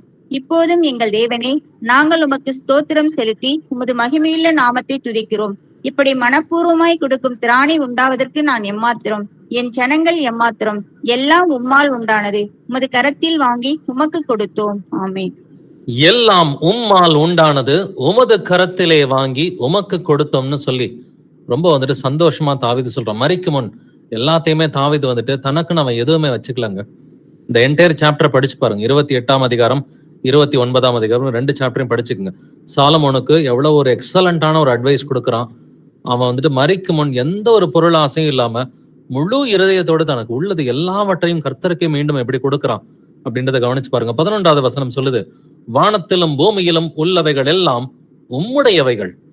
தங்கமும் என்னுடையதுன்னு கர்த்தர் சொல்றாரு, வெள்ளியும் என்னுடையது, பூமியும் அதன் நிறைவும் கர்த்தருடையது என்று எழுதியிருக்கிறது. கர்த்தாவே, ராஜ்யமும் உம்முடையது. நான் பேருக்கு தான் ராஜாவா இருக்கிறேன்னு சொல்லி தாவீது சொல்றான். ராஜ்யமும் உம்முடையது, தேவரீர் எல்லாருக்கும் தலைவராய் உயர்ந்திருக்கிறீர். 12வது வசனத்துல, ஐஸ்வர்யமும் கணமும் உம்மாலே வருகிறது, தேவரீர் எல்லாவற்றையும் ஆளுகிறீர். இப்ப இதெல்லாம் ஒரு ராஜா சொல்லணும்னா அந்த ராஜாவுக்கு எவ்வளவு ஒரு தாழ்மை இருக்கணும்ன்றதை யோசிச்சு பாருங்க. 14வது வசனத்துல, இப்படி மனப்பூர்வமாய் கொடுக்கும் திராணி உண்டாவதற்கு நான் எம்மாத்திரம். ஆண்டவரே, மனப்பூர்வமா கொடுக்கறதுக்கு எனக்கு நீங்க திராணியை கொடுத்திருந்தாலும் நான் எம்மாத்திரம், என் ஜனங்கள் எம்மாத்திரம். எல்லாம் உம்மாலே உண்டானது, என்னால் ஒன்றும் அல்லன்னு சொல்லிட்டு தான் அவன் மரிக்கிறான், இல்லைங்களா? எல்லாம் உம்மாலே உண்டானது, உமது கரத்திலே வாங்கி உமக்கு கொடுத்தோம். எல்லாமே கர்த்தருடையதாங்க. நாம வச்சிருக்கிற பணம், காசு, பேங்க் பேலன்ஸ், சொத்து எதுவா இருந்தாலும் ஒரு குண்டூசி உள்பட அத்தனையுமே கர்த்தராகிய இயேசு கிறிஸ்துவனுடையது. எல்லாமே இந்த பூமியிலிருந்து தான் வந்துட்டு வருகிறது. அப்படின்னாக்கா அவர்கிட்ட இருந்து வாங்கி அவர்கிட்ட தான் நம்ம கொடுக்குறோம் இல்லைங்களா? அப்படின்னாக்க அவர் என்ன விரும்புகிறாரோ, நம்முடைய பணங்காசு காரியமா இருந்தாலும், நம்முடைய மற்ற காரியங்களா இருந்தாலும் எல்லாமே இயேசு கிறிஸ்து என்ன விரும்புகிறாரோ இதைத்தான் நம்ம செய்யணும். தாவீதை போல உற்சாகமா நம்ம வந்துட்டு நம்முடைய காரியங்களை கொடுக்கணும். நம்ம முதலாவது கொடுக்க வேண்டியது என்னது? நம்முடைய சரீரத்தை ஜீவ பலியா ஒப்பு கொடுக்கணும். இதுதான் புத்தி உள்ள ஆராதனை. ரெண்டாவது செய்ய வேண்டியது வந்துட்டு தேவனுடைய நன்மையும் பெரியமும் பரிபூரணமான சித்தத்தை உணர்ந்து மனம் புதிதாகிறதுனாலே மறுரூபமாகுங்கள் என்று எழுதியிருக்கிறது. அப்படின்னா எதை செய்தாலும் உற்சாக மனதோட நம்ம செய்யணும். கடைசியா ஒரு வசனம் இந்த அதிகாரத்துல வாசிக்கலாம். 17வது வசனத்தை வாசிக்கலாம். verse 17. என் தேவனே, நீர் இருதயத்தை சோதித்து உத்தம குணத்தில் பிரியமாயிருக்கிறீர் என்பதை அறிவேன். இவையெல்லாம் நான் உத்தம இருதயத்தோட மனப்பூர்வமாய் கொடுத்தேன். இப்பொழுது இங்கே இருக்கிற உம்முடைய ஜனமும் உமக்கு மனப்பூர்வமாய் கொடுக்கிறதை கண்டு சந்தோஷித்தேன். ஆமென். இவையெல்லாம் நான் உத்தம இருதயத்தோட மனப்பூர்வமாய் கொடுத்தேன். இப்பொழுது இங்கே இருக்கிற உம்முடைய ஜனமும் உமக்கு மனப்பூர்வமாய் கொடுக்கிறதை கண்டு சந்தோஷித்தேன் அப்படின்னு சொல்லி சொல்றான். அப்ப உத்தம இருதயத்தோடு கர்த்தருக்காக ஊழியம் செய்கிற பிள்ளைகளா நம்ம இருக்கணும். இப்படி உத்தம இருதயத்தோடு கொடுத்த ஒருத்தன் இருக்கிறான். அவனுடைய வீட்டுக்கு ரட்சிப்பு வந்ததுன்னு சொல்லி கர்த்தர் சொல்றாரு. சக்கேயுவை நமக்கு தெரியும். வாசிக்கலாம். லூக்கா 19ஆம் அதிகாரம் வசனங்கள் 8 முதல் 9 வரை. Look chapter 19 verses 8 to 9. சக்கேயு நின்று கர்த்தரை நோக்கி, ஆண்டவரே, என் ஆஸ்திகளில் பாதியை ஏழைகளுக்கு கொடுக்கிறேன். நான் ஒருவனிடத்தில் எதையாகிலும் அநியாயமாய் வாங்கினது உண்டானால் நாளத்தனையாக திரும்ப செலுத்துகிறேன் என்றான். இயேசு அவனை நோக்கி, இன்றைக்கு இந்த வீட்டுக்கு ரட்சிப்பு வந்தது, இவனும் ஆபிரகாமுக்கு குமாரனாய் இருக்கிறானே. ஆமென். சக்கேயு வந்துட்டு என்ன சொல்றான்? என் ஆஸ்திகளில் பாதியை ஏழைகளுக்கு கொடுக்கிறேன். எப்படி சொல்றான்? உற்சாகமா சொல்றான். முழு இருதயத்தோட மனப்பூர்வமா சொல்றான். என் ஆஸ்திகளில் பாதியை ஏழைகளுக்கு கொடுக்கிறேன். நான் ஒருவனிடத்தில் எதையாகிலும் அநியாயமாய் வாங்கினது உண்டானால் நாளத்தனையாக திருப்ப செலுத்துகிறேன். அப்ப கர்த்தர் என்ன சொல்றாரு? நீ உற்சாகமா கொடுத்துட்ட, மனப்பூர்வமா கொடுத்துட்ட, இன்றைக்கு இந்த வீட்டுக்கு ரட்சிப்பு வந்தது. அப்ப நம்ம என்ன செய்யறோன்றது முக்கியம் இல்ல, எப்படி செய்யறோன்றதுதான் வந்துட்டு முக்கியம். கர்த்தருக்கு பிடித்ததை நீங்க செய்யலாங்க. ஆனா அதை மனப்பூர்வமா செய்றீங்களா? முழு இருதயத்தோடு செய்றீங்களா? மனோ வாஞ்சையா செய்றீங்களா? அது உங்களுடைய ஆபீஸ் வேலையா இருக்கலாம், வீட்டுல இருக்கிற வேலையா இருக்கலாம், பிள்ளைகளை பார்த்துக்கிற ஒரு விஷயமா இருக்கலாம், பிள்ளைகளுக்கு பாடம் சொல்லி கொடுக்கறது, ஃபீஸ் கட்டுறது, எதுவா இருந்தாலும் கர்த்தருக்கு செய்கிற காரியமா இருக்கலாம், சுவிசேஷம் அறிவிக்கிற காரியமா இருக்கலாம். எதுவா இருந்தாலும் மனப்பூர்வமா செய்கிறோமா? உற்சாகத்தோடு செய்கிறோமா? நம்முடைய உலகத்தின் கடமைகளோ கர்த்தருக்கு பிரியமான கிரியைகளோ எதுவா இருந்தாலும் உற்சாகத்தோடு செய்கிறோமா? தன்னுடைய சொத்துல பாதியை வந்துட்டு உற்சாகத்தோட மனப்பூர்வமா கொடுத்தவன் சக்கேயு. அவனுக்கு ரட்சிப்பு வந்தது. அவனுக்கு மட்டும் இல்ல, இன்றைக்கு எந்த வீட்டுக்கு ரட்சிப்பு வந்தது? அவன் நிமித்தமாக அவனுடைய குடும்பத்தாருக்கு ரட்சிப்பு வந்தது. ஆனா சொத்துல பாதியை கொடுத்து உற்சாகம் இல்லாம பொய் சொல்லி கொடுத்து அனனியா சப்பரா 2 பேரும் மரித்தார்கள் என்பது நமக்கு நல்லாவே தெரியும். அப்போஸ்தலர் 5ஆம் அதிகாரத்துல முதல் 5 வசனங்களை வாசிச்சு பாத்துக்குங்க. அதுல அனனியா சப்பரா அப்படின்ற ஒரு தம்பதி வந்துட்டு இருக்கிறாங்க. 2வது வசனம் சொல்லுது, தன் மனைவி அறிய அவன் கிரயத்திலே ஒரு பங்கை வஞ்சித்து வைத்து ஒரு பங்கை கொண்டு வந்து அப்போஸ்தலருடைய பாதத்திலே வைத்தான். தன்னுடைய மனைவி அறிய கிரயத்துல அவன் அதை வித்துட்டான். அதை வித்ததுல வந்துட்டு ஒரு பகுதியை வீட்டுல வஞ்சித்து வைத்து ஒரு பகுதியை கொண்டு வந்து இதுதான் கம்ப்ளீட்டான தொகை, இதுதான் ஃபுல்லா இருக்கிற ஒரு தொகைன்னு சொல்லி பொய் சொல்லிதான் வந்துட்டு அப்போஸ்தலருடைய பாதத்துல வந்துட்டு வைக்கிறான். அப்ப பேதுரு என்ன கேள்வி கேட்கிறான்? அனனியாவே, நிலத்தின் கிரயத்தில் ஒரு பங்கை வஞ்சித்து வைத்து பரிசுத்த ஆவியினிடத்தில் பொய் சொல்லும்படி சாத்தான் உன் இருதயத்தை நிரப்பினது என்ன? சொன்ன மாத்திரத்துல என்ன நடக்குது? நீ மனுஷரிடத்தில் அல்ல தேவனிடத்தில் பொய் சொன்னாய் அப்படின்னு சொன்னப்ப அனனியா இந்த வார்த்தைகளை கேட்கவே விழுந்த ஜீவனை விட்டான்னு சொல்லி 5வது வசனம் சொல்லுது. அப்ப தன்னுடைய சொத்துல வந்துட்டு பாதிய உற்சாகம் இல்லாம கொடுத்து நரகத்துக்கு போன ஒருத்தனும் வந்துட்டு இருக்கிறான். பட் தன்னுடைய சொத்துல பாதிய உற்சாகத்தோட கொடுத்து பரலோகத்துக்கு போன ஒருத்தனும் இருக்கிறான். ரெண்டுமே கவனிச்சு பாருங்க, பாதி சொத்து தாங்க. சக்கையும் பாதி சொத்தை தான் கொடுக்குறான், ஆனா உற்சாகத்தோட கொடுக்குறான், முழு இருதயத்தோட மனோவாஞ்சையா கொடுக்குறான். அதனால அவனுடைய இருதயத்தை பார்த்து கர்த்தர் உனக்கும் உன் வீட்டுக்கும் ரட்சிப்பு வந்ததுன்னு சொல்லி சொல்றார். ஆனா அனனியா சப்பிரா இவர்கள் இருவரும் வந்துட்டு கர்த்தருக்கு விரோதமாக பாவம் செய்து நித்திய ஜீவனையை இவர்கள் இழந்து விட்டார்கள்ன்றத பாக்குறோம். அப்ப அமௌண்ட் வந்துட்டு ஒண்ணுதான், 2 பேருமே ஈக்குவல் ஷேர், பாதிக்கு பாதி கொடுக்குறாங்க. பட் ஒருத்தன் வந்துட்டு பரலோக ராஜ்யத்துக்கு போயிட்டான், இன்னொருத்தன் பரலோக ராஜ்யத்தை வந்துட்டு விட்டுட்டான். அப்ப நீங்க என்ன கொடுக்குறீங்க, எவ்வளவு கொடுக்குறீங்க, இதெல்லாம் கர்த்தருக்கு வந்துட்டு முக்கியம் இல்லைங்க. எப்படி கொடுக்குறீங்கன்றதான் வந்துட்டு முக்கியம். முழு இருதயத்தோட செய்றீங்களா? நீங்க உலகத்தின் காரியமோ கர்த்தருக்கு பிரியமான கிரியையோ எதுவா இருந்தாலும், ஒரு சமையல் செஞ்சாலும் முழு இருதயத்தோட செய்றீங்களா? உற்சாகத்தோட செய்றீங்களா? பிள்ளைகளுக்கு பாடம் சொல்லி கொடுத்தாலும் உற்சாகத்தோட செய்றீங்களா? அல்லது வந்துட்டு உங்களோட ஆபீஸ் வேலைக்கு போய் உங்களுடைய முதலாளிக்கு நீங்க உண்மையா உற்சாகத்தோட வேலை செய்றீங்களா? இந்த பூமிக்குரிய கடமையோ கர்த்தருக்கு பிரியமான காரியமோ அல்லது சுவிசேஷம் அறிவிக்கிற காரியமோ முழு இருதயத்தோடு நாம் செய்கிறோமா இல்லையா அப்படின்றத நம்ம வந்துட்டு நம்மை நாமே நிதானிக்கிறவர்களா இருப்போம்.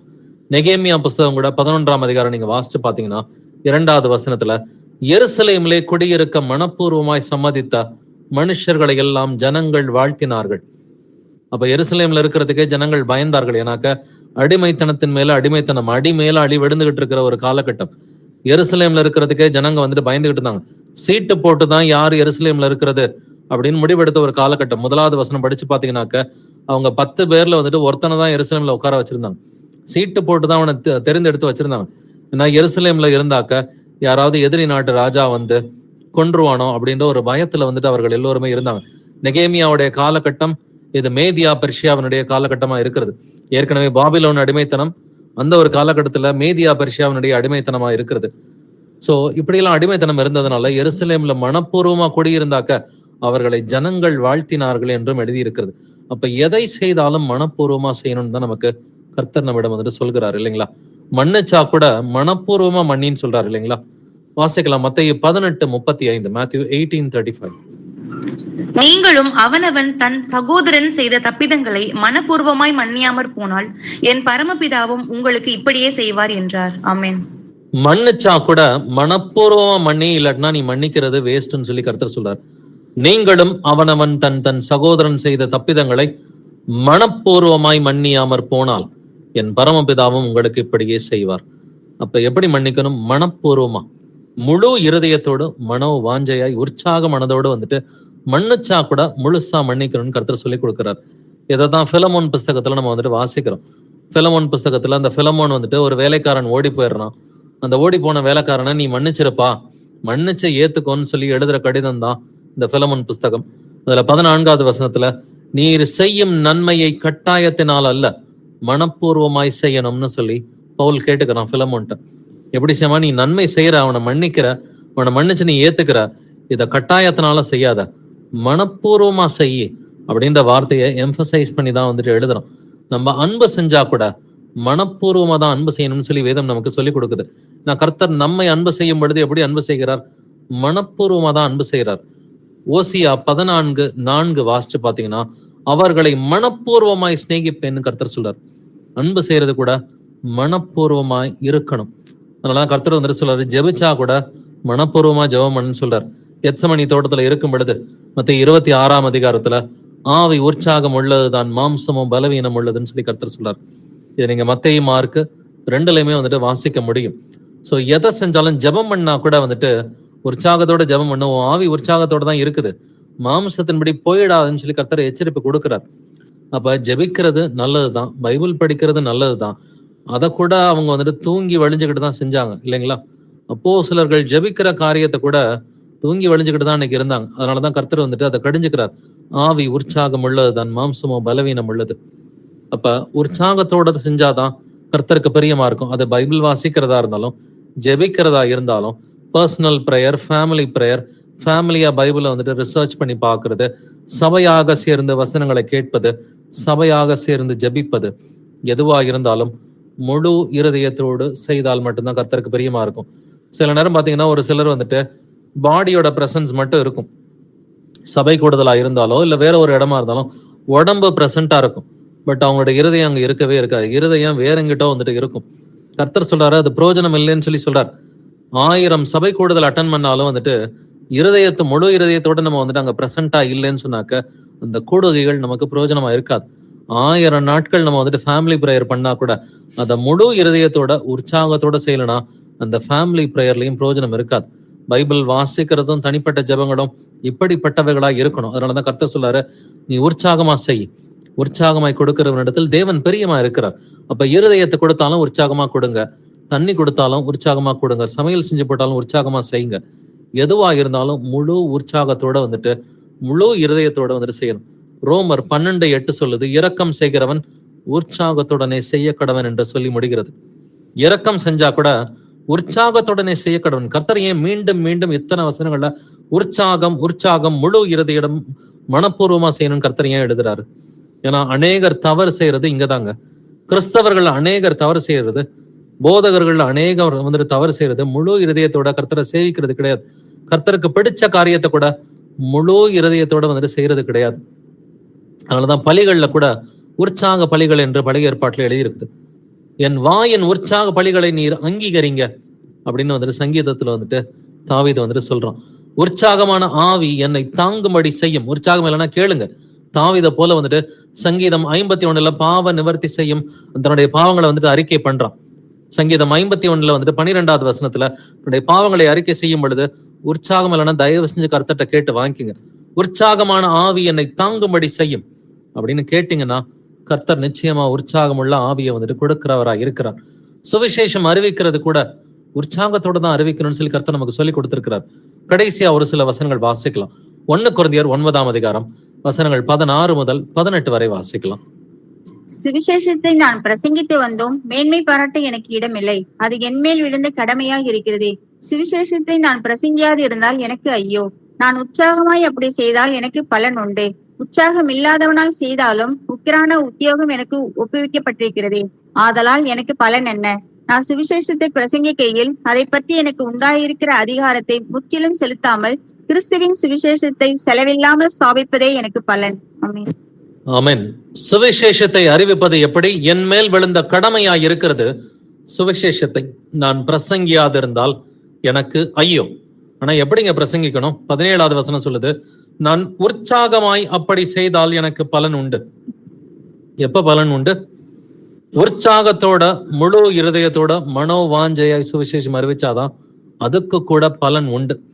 எதை செய்தாலும் உற்சாகத்தோட முழு இருதயத்தோட மனோவாஞ்சையாய் செய்யணும்னு கர்த்தர் எதிர்பார்க்கிறார்.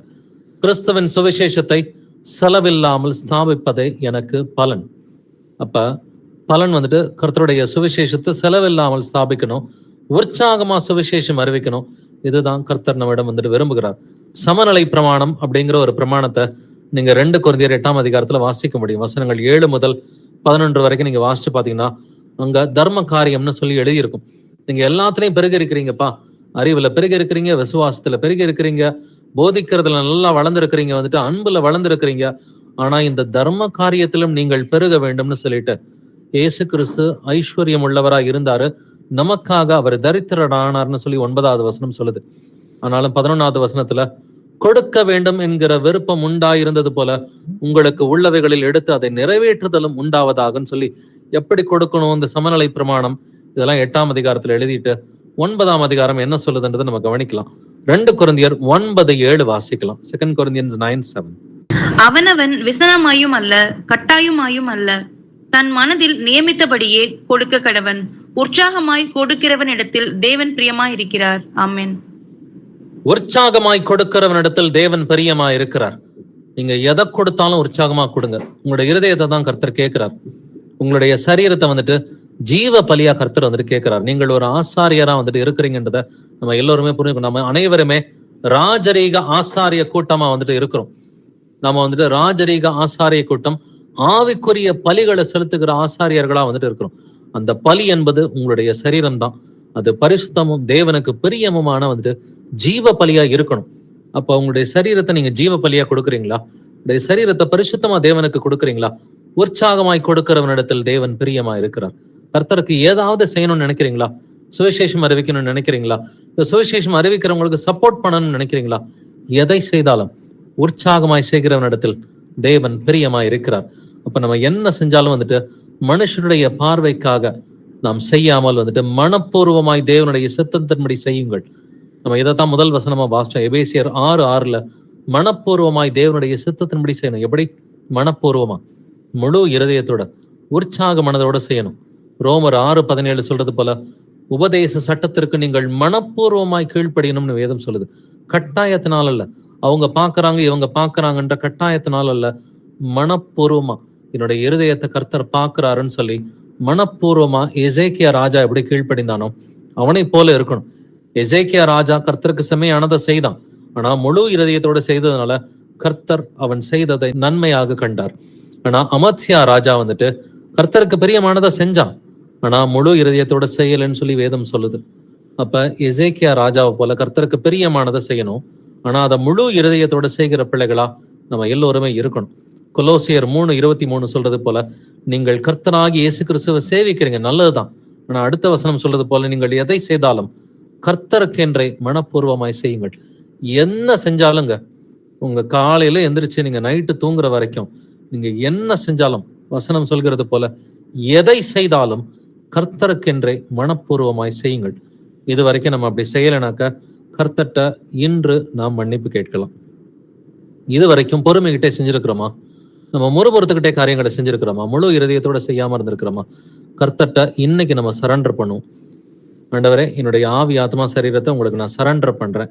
என்னுடைய இருதயத்தை, என்னுடைய உடலின் அவயவங்களை உங்களுக்கு அடிமையா நான் சரண்டர் பண்றேன். இந்நாள் வரைக்கும் நான் முழு இருதயத்தோட உங்களை நான் சேவிக்கல.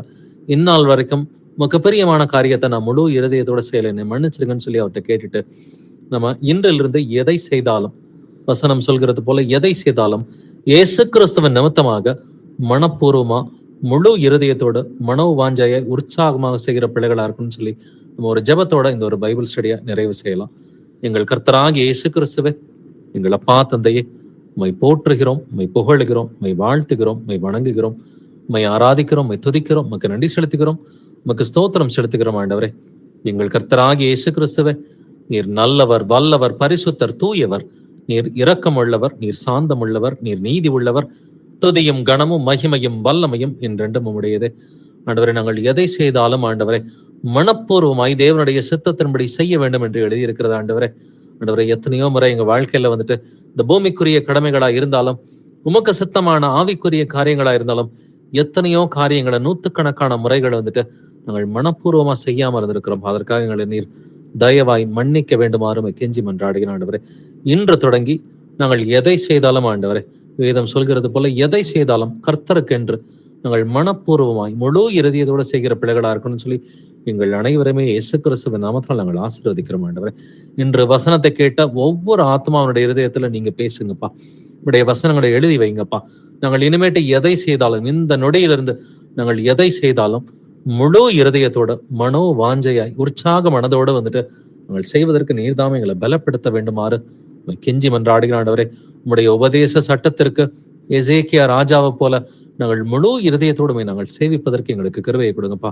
தாவீது ராஜாவை போல வந்துட்டு, யோசியா ராஜாவை போல நாங்கள் முழு இருதயத்தோடு, முழு ஆத்மாவோடு, முழு பலத்தோடு, முழு வலிமையோடு, முழு சிந்தையோடு எங்கள் கர்த்தராகிய இயேசு கிறிஸ்துவை நாங்கள் சேவிக்கிறதுக்கு எங்களுக்கு இரக்கம் பாராட்டுங்கப்பா.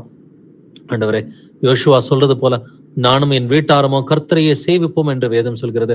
ஆண்டவரே, நாங்கள் தேவனுடைய வீடாக இருக்கிறோம். ஆண்டவரே, உடைய சபையாகிய சரீரமாகிய நாங்கள் வந்துட்டு தேவனுடைய வீடாக இருக்கிறோம். உடைய பண்ணையாக நாங்கள் இருக்கிறோம். ஆண்டவரே, ஆவிக்குரிய மாளிகையாக நாங்கள் கட்டுப்பட்டு வருகிறோம். ஆண்டவரே, நானும் என் வீட்டாரம் என்று ஆண்டவரே வேதம் சொல்கிறது போல, ஆண்டவரே, நாங்கள் சபையார் அனைவரும் ஆண்டவரே நாங்கள் கர்த்தரை மாத்திரமே நாங்கள் முழு இருதயத்தோடு சேவிப்போம். ஆண்டவரே, இன்று தொடங்கி நாங்கள் எதை செய்தாலும் ஆண்டவரே மனோ வாஞ்சையை முழு உற்சாகத்தோட, முழு இருதயத்தோட, மனப்பூர்வமா செய்யறதுக்கு எங்களுக்கு கிருபையை கொடுங்கப்பா. அது சின்ன காரியமோ பெரிய காரியமோ எதுவா இருந்தாலும் ஆண்டவரே முழு இருதயத்தோடு செய்யறதுக்கு நீர்தாம எங்களை பழக்க வேண்டுமாறு கெஞ்சி மன்றாடுகிறோம். ஆண்டவரே, வேதம் வாசித்தாலும், தனிப்பட்ட ஜபங்கள் செய்தாலும் ஆண்டவரே, ஃபேமிலியில உட்காந்துட்டு நாங்கள் வேத வாக்கியங்களை ஆராய்ந்து பார்த்தாலும், ஃபேமிலி பிரேயர் பண்ணாலும், சபையாரோடு சேர்ந்து நாங்கள் வசனத்தை ஆராய்ந்தாலும், சபையாரோடு சேர்ந்து ஆண்டவரே நாங்கள் ஜெபித்தாலும், சுவிசேஷம் அறிவிக்கிற பொழுதும், இல்ல ஒரு சிறு சிறு உதவிகள் யாருக்காவது செய்யும் பொழுதும், எங்களுடைய பூமிக்குரிய கடமைகளை நாங்கள் செய்யும் பொழுதும் ஆண்டவரே, எல்லா நேரத்திலும் நாங்கள் முழு இருதயத்தோடு உடைய வசனத்திற்கு நாங்கள் கீழ்ப்படிந்து நடப்பதற்கு நீர்தாமே எங்களுக்கு தாழ்மையுள்ள இருதயத்தை அருள வேண்டுமாறு கெஞ்சி மன்றாடுகிற. ஆண்டவரே, அப்போஸ்தலர்கள் எப்படி உங்களுக்கு முழு இருதயத்தோட கீழ்ப்படிஞ்சாங்களோ, தீர்க்கதரிசிகள் எப்படி உங்களுக்கு முழு இருதயத்தோடு கீழ்ப்படிஞ்சாங்களோ, அதை போல நாங்கள் அனைவரும் ஆண்டவரே உடைய வருகைக்கு முன்னாடி முழு இருதயத்தோடு நமக்கு நாங்கள் கீழ்ப்படிந்து, உடைய வருகைக்கு முன்னாடி நாங்கள் அனைவரும் ஆண்டவரே பரிசுத்தம் உள்ளவர்களா மாறுவதற்கு எங்களுக்கு கிருபையை கொடுங்கப்பா. எங்களுடைய சரீரத்தை நாங்கள் ஜீவ பலியாக, தேவனுக்கு பிரியமுமான பரிசுத்தமுமான ஜீவ பலியா முழு இருதயத்தோடு நாங்கள் ஒப்புக் கொடுக்கறதுக்கு எங்களுக்கு இரக்கம் பாராட்ட வேண்டுமாறு கெஞ்சி மன்றாடுகிற ஆண்டவரை, சபையை வழிநடத்துகிற கண்காணிகள், மூப்பர்கள் ஆண்டவரை, கட்டாயத்தினால் ஆண்டவரை மனப்பூர்வமாய் வழிநடத்துவதற்கு கிருபையை கொடுங்கப்பா. உற்சாக மனதோடு கண்காணிப்பு செய்வதற்கு நீர் ஆண்டவரை சபையை வழிநடத்துகிற கண்காணிகளை, மூப்பர்களை பலப்படுத்த வேண்டுமாறு கெஞ்சி மன்றாடுகிறோம். அதற்காக அவர்களை இயேசு கிறிஸ்துவின் நாமத்தால் நாங்கள் ஆசீர்வதிக்கிறோம் ஆண்டவரே. மத்தேயு 25 நீ சொன்னது போல, பசியாயிருந்து எனக்கு போஜனம் கொடுத்தாயா, தாகமாயிருந்தேன் எனக்கு தண்ணீர் கொடுத்தாயா ஆண்டவரை. இப்படிப்பட்ட உதவிகளாக இருந்தாலும் அதையும் ஆண்டவரை நாங்கள் முழு இருதயத்தோடு ஆண்டவரை மனோ வாஞ்சையை உற்சாகமாக செய்வதற்கு நீர்தாம எங்களை பலப்படுத்த வேண்டுமாறும் கெஞ்சி மன்றாடுகிற ஆண்டவரை. முறுமுறுப்பு இல்லாமல் ஆண்டவரை, தர்க்கிப்பு இல்லாமல் எல்லா காரியங்களையும் செய்வதற்கு எங்களை வந்துட்டு பலப்படுத்துங்கப்பா. எதை செய்தாலும் ஆண்டவரை முழு இருதயத்தோடு வசனங்களுக்கு நாங்கள் கட்டுப்பட்டு நடப்பதற்கு நீங்க தாமே ஆண்டவரை எங்களை பலப்படுத்த வேண்டுமாறும் கெஞ்சி மன்றாடுகிறேன். எங்கள் கர்த்தராகிய இயேசு கிறிஸ்துவே, நீர் சீக்கிரமா இந்த பூமிக்கு வாரும் ஆண்டவரே. துதிக்கான மகிமை எல்லாம் இயேசுவே ஒருவருக்கே உண்டாவதாக.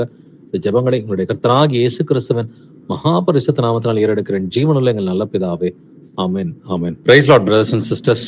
பிரதர்ஸ் சிஸ்டர்ஸ், யாருக்காவது பிரேயர் ரிக்வெஸ்டோ அல்லது சாட்சிகள் இருந்தா நம்ம சபையாரோட சேர்ந்து ஜெபிக்கலாம், அல்லது சபையாரோட நம்ம கர்த்தருடைய நாமத்தின் மகிமைக்காக சாட்சிகளை பகிர்ந்துக்கலாம்.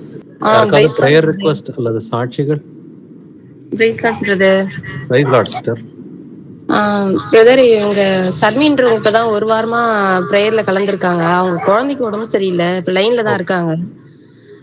அவங்களுக்காக ப்ரேயர் பண்ணுங்க சிஸ்டர். அவங்க வந்துட்டு இப்ப கர்த்தரை அறிஞ்சவங்களா, ஞானஸ்நானம் எடுத்துட்டாங்களா?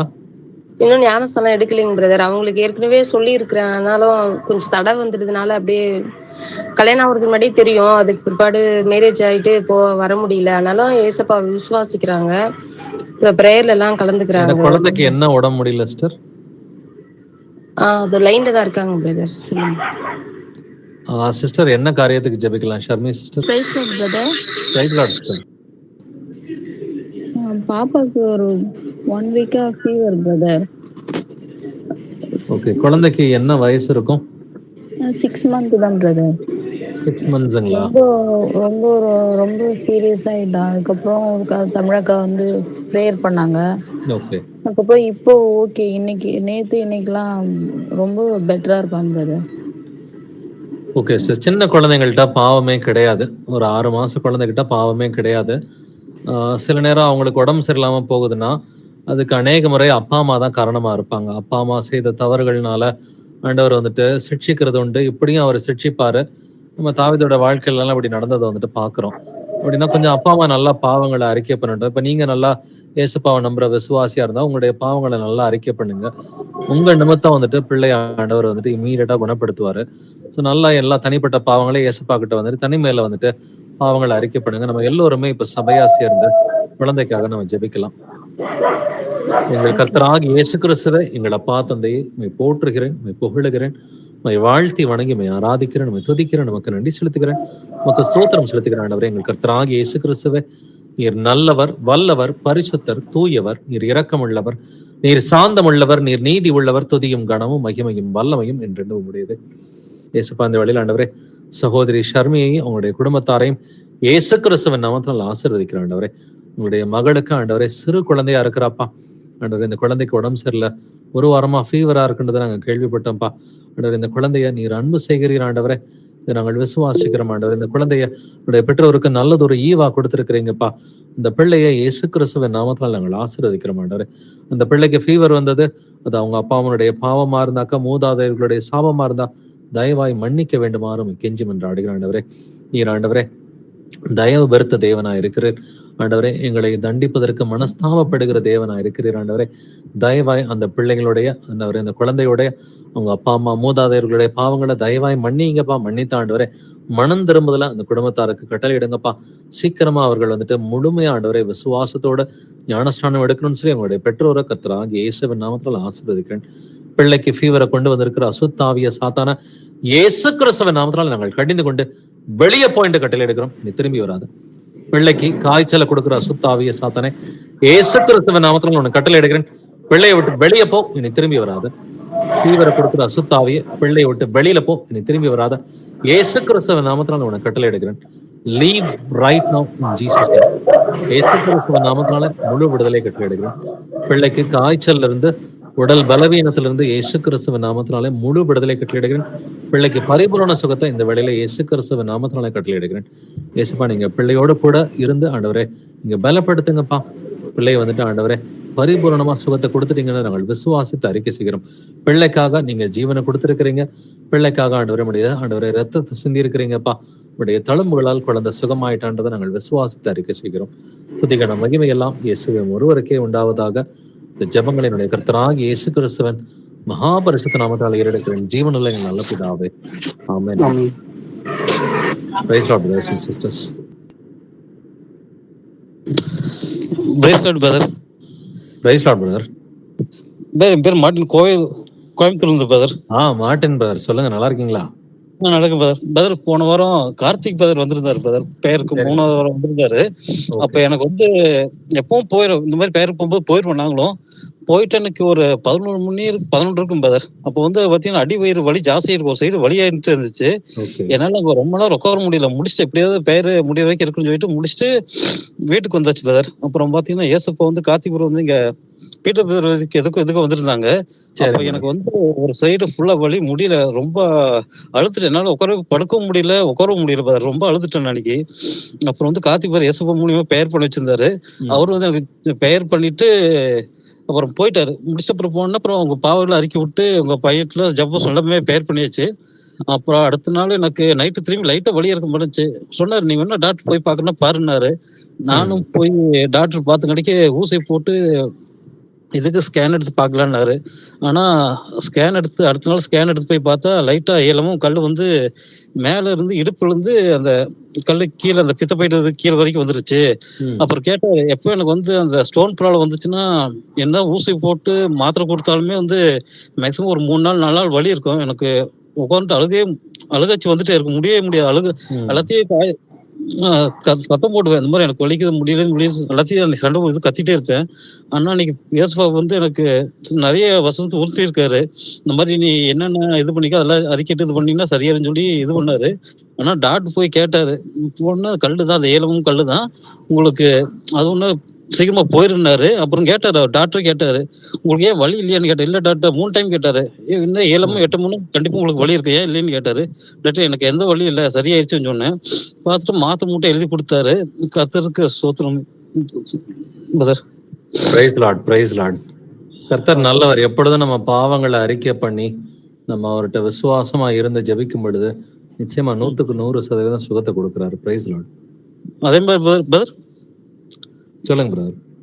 அன்னைக்கு இது கார்த்திக் வரும்போது என் சின்ன பையன் எப்பவுமே வந்து பெயருக்கு வரும்போது மேக்சிமம் முன்னாடி குறவுல சின்ன ரூம்ல போய் உட்காந்துட்டு ஏதோ சேட்டை பண்ணிட்டு இருப்பான். அன்னைக்கு கார்த்திக் பிரதரும் ரெக்ஸ் பிரதர் இருக்கும்போது டக்குன்னு உள்ள வந்த பிரதர் வந்தேன்னா யாருமோ பிடிச்ச அவன் சொன்ன என்கிட்ட, இப்ப நான் உள்ள வந்தேன் 2 பிரதர் பார்த்துட்டு பெருசா சொல்லிட்டு வந்தா டக்குன்னு 2 கிடையாது யாருமோ பிடிச்ச நீ உட்கார வச்சு அவங்க கிட்டத்தட்ட ஒரு 1.5 மணி நேரம் அங்கேயே கொண்டு வந்து எதிர்க்கவே இல்லை பிரதர். கடைசி ஒரு பிரதர் வந்து கட்டி எதிர்த்து வந்துட்டான். அவன் எப்பவுமே சேட்டை பண்ற பையன் தான் பிரதர்னால சொன்ன கேட்டுக்குவான். அன்னைக்குன்னு பார்த்து அந்த பிரதர் என்ன நினைச்சா பிரதர் 2 பிரதர் பார்த்தா எனக்கு பயம் வந்துடும், ஓடிடுவோம், இருக்க மாட்டான். ஆனா அன்னைக்கு யாருமோ பிடிச்சா என்னை உட்கார வச்சு அந்த வசனத்தை கேட்கற வரைக்கும் எனக்கு 1 மணி நேரம் 1.5 மணி நேரம் நீ அங்கேயே உட்கார வச்சுன்னு சொன்னாங்க பிரதர். என்ன வயசாகுது பிரதர் அவனுக்கு? பிரதர் அவனுக்கு 12 வயசுக்கு பிரதர். 12 வயசு. ஓகே, கரெக்டா ஓரளவுக்கு அந்த குழந்தை பருவம்லாம் முடிஞ்சு கொஞ்சம் நல்லா விவரம் தெரிகிற வயசு தான். ஸோ கத்துக்குவோம், ஒன்றும் பிரச்சனை இல்லை. வந்துட்டு அது கரெக்டா ஏசப்பா வந்துட்டு அப்பா அம்மாவெல்லாம் வந்துட்டு மனம் திரும்பி நல்லா விசுவாசத்தோட இருக்கும் பொழுது பிள்ளைகளையும் அவருடைய இருதயத்துக்கு ஏற்ற மாதிரி வந்துட்டு மாத்துவாரு. பிள்ளைகளுக்கு நம்ம சொல்லி கொடுத்துக்கிட்டே இருந்தோம்னாக்க ஆட்டோமேட்டிக்கா அடுத்த ஒரு 3 மாசம் 6 மாசம் இப்படிதான்பா இருக்கணும், சபை கூடுதல்னா இப்படிதான் உட்காரணும், இப்படிதான் அமைதியா இருக்கணும் நம்ம சொல்லி கொடுத்துக்கிட்டே இருந்தோம்னாக்கா ஆட்டோமேட்டிக்கா பிள்ளைங்க கீழ்ப்படிய ஆரம்பிச்சிருவாங்க பிரதர். அதுல எந்த டவுட்டும் இல்லை. Praise Lord brother. Thanks brother. கர்த்தருக்கு ஸ்தோத்திரம். பிரதர் சிஸ்டர்ஸ், வேற யாருக்காவது பிரேயர் ரிக்வெஸ்ட் இருக்குங்களா அல்லது சாட்சிகள் ஷேர் பண்றீங்களா?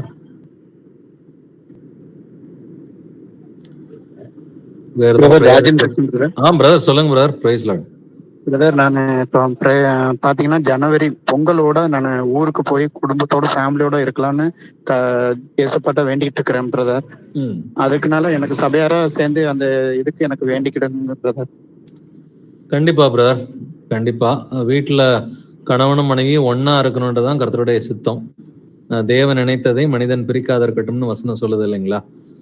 அதனால மனைவி ஒரு ஊர்ல, கணவன் ஒரு ஊர்ல இருக்கிறது கண்டிப்பா ஆண்டவருக்கு சித்தம் இல்ல. ஒண்ணா போய் சேர்ந்து இருக்கிறது நல்லது. ஆனா சேர்ந்து இருக்கிறது மட்டும் இல்ல, சாட்சியா இருக்கணும் இல்லைங்களா? இப்ப நீங்க கண்டிப்பா சேர்ந்து பிரதர். போகிறது இன்னைக்கு நம்ம பைபிள் ஸ்டடியில பார்த்த மாதிரி ஆண்டவருக்கு பிடிச்சது செய்யறது நல்லதுதான். ஆனா முழு இருதயத்தோட செய்யணும். முழு மனதோட, கண்டிப்பா பிரதர். மனோவாஞ்சையா, உற்சாகத்தோட அதை செய்யணும். அதனால அது போக உங்களுடைய பிரதர், எனக்கு சாட்சியில தான் வந்துட்டு தூத்துக்குடியில இருக்குது. நாகர்கோயில இருக்கிற பிரதர்ஸ் எல்லாரும் என்னை அங்க வாங்க அப்படின்னு கூப்பிடுறாங்க. அவங்க கிட்ட எல்லாம் நான் பேசிட்டு இருக்கல, நீங்களும் இங்க வந்தீங்கன்னா எங்களுக்கு நல்லா இருக்கும், நீங்களும் கொஞ்சம் சப்போர்ட்டிவா இருக்கும், திருநெல்வேலியிலயும் ஒரு சபையை உருவாக்கலாம் வாங்க அப்படின்னு சொல்லிட்டு இருக்காங்க. எனக்கு அதுவும் ஒரு வாஞ்சியா எனக்கு வந்து கர்த்தர் எனக்கு வந்து உணர்த்துறதுனால நானும் சரி நம்ம கூடிய சீக்கிரம் அங்க போயிடலாம், நம்ம ஃபேமிலியோட நம்ம இருந்து நம்ம குழந்தைகளும் ரசிக்கப்படணும் அப்படிங்கிற ஒரு மன வாஞ்சியோட தான் இப்ப இந்த முடிவுக்கு வந்திருக்கிறேன். கர்த்தர்ட்ட நல்லதுதான். டெய்லி நைட்டு நான் ப்ரே பண்ணிக்கிட்டு இருக்கேன். நல்ல முடிவு தான் வந்துட்டு. ஆனா போறப்ப சொல்லுங்க. நல்லா உறுதியா முடிவு எடுத்துட்டு என்ன சோதனை வந்தாலும் அது சொந்தக்காரங்க மூலமா, ஊருக்காரங்க மூலமா, இல்ல மனைவி மூலமா, பிள்ளைங்க மூலமா என்ன சோதனை வந்தாலும் நான் பாவம் செய்ய மாட்டேன், ஆண்டவருடைய சரிங்க வசனத்துக்கு பிரதர். மீறி நான் எதையும் செய்ய மாட்டேன்னு சொல்லி உறுதியா ஒரு முடிவு சரிங்க எடுத்துட்டு பிரதர். அப்புறம் போனா அது நல்லா இருக்கும். சரிங்க பிரதர். நான் அதுக்கு தான் இப்ப நாங்க வந்து கர்த்தர்ட்ட ஜெபம் வச்சிட்டு இருக்கிறேன். கர்த்தரோட முடிவு வரும்போது நான் அந்த ஒரு முடிவான கண்டிப்பா முடிவுல brother. தான் நான் கிளம்பலான்னு இருக்கிறேன். நம்ம ஒரு ஜெபம் பண்ணுவோம் அப்படியே. சரிங்க பிரதர். எங்கள் கர்த்தராகிய இயேசு கிறிஸ்துவே, இந்த வேளையில ஆண்டவரே, இயேசப்பா ஆண்டவரே, ராஜன் சகோதரனா கர்த்தராகிய இயேசுவின் நாமத்தில் நாங்கள் ஆசீர்வதிக்கிறோம். ஆண்டவருடைய சித்தப்படி ஒரு நல்ல முடிவு எடுத்திருக்கிறாருப்பா. மனைவியோட பிள்ளைகளோட ஒன்னா சேர்ந்து இருக்கணும், ஊர்லயே போய் தொழில் பண்ணலாம் அப்படின்ற முடிவு எடுத்திருக்கிறாரு. நன்றி ஆண்டவரே. உடைய சித்தத்தை வந்துட்டு முழு இருதயத்தோடு ஆண்டவரே செய்வதற்கு நீங்க இரக்கம் பாராட்டுங்கப்பா. அந்த ஊருக்காரவங்க மூலமா, குடும்பத்தார் மூலமா, பிரஜாதிகள் மூலமா, ஆண்டவரே அது மனைவி பிள்ளைகளா இருந்தாலும் யார் மூலமா என்ன சோதனைகள் வந்தாலும் வந்துட்டு பாவம் செய்யாமல் இருப்பதற்கு இரக்கம் பாராட்டுங்கப்பா. ஆண்டவருடைய வசனங்களை மீறாதபடிக்கு சகோதரனுக்கு நீர் இச்சையடக்கத்தையும் சாந்தத்தையும் ஆண்டவரே, நீர் ஆண்டவரை நீடிய பொறுமையும் கட்டுத்தர வேண்டுமாறும் கெஞ்சி மன்றாடுகிற ஆண்டவரே. அதே போல ஆண்டவரை எப்பொழுதும் ஆண்டவரே விசுவாசத்தோட இருப்பதற்கும் அன்போடு நடப்பதற்கும் நீங்க இரக்கம் பாராட்டுங்கப்பா. ஆவியின் கண்ணில நல்லா பழக்க வைத்து ஆண்டவரே அங்க நீங்க கூட்டி செல்ல வேண்டுமாறும் கெஞ்சி மன்றாடுகிற ஆண்டவரே. இப்படியாக ஆண்டவரே திருநெல்வேலி சபை வந்துட்டு பலப்படுவதற்கு நீங்க இரக்கம் பாராட்டுங்கப்பா. அவருடைய சாட்சியின் மூலமா, வசனத்தின் மூலமா அவருடைய மனைவியும் பிள்ளைகளும் ரட்சிப்புக்குள்ளார நடப்பதற்கு நீர்தாமே ஆண்டவரே சுவிசேஷத்தின் கதவுகளை திறந்து விட வேண்டுமாறும் கெஞ்சி மன்றாடுகிறேன். இதற்காக ஆண்டவரே திருநெல்வேலி சபையை கர்த்தராகிய இயேசுவின் நாமத்தினால் ஆசீர்வதிக்கிறேன்.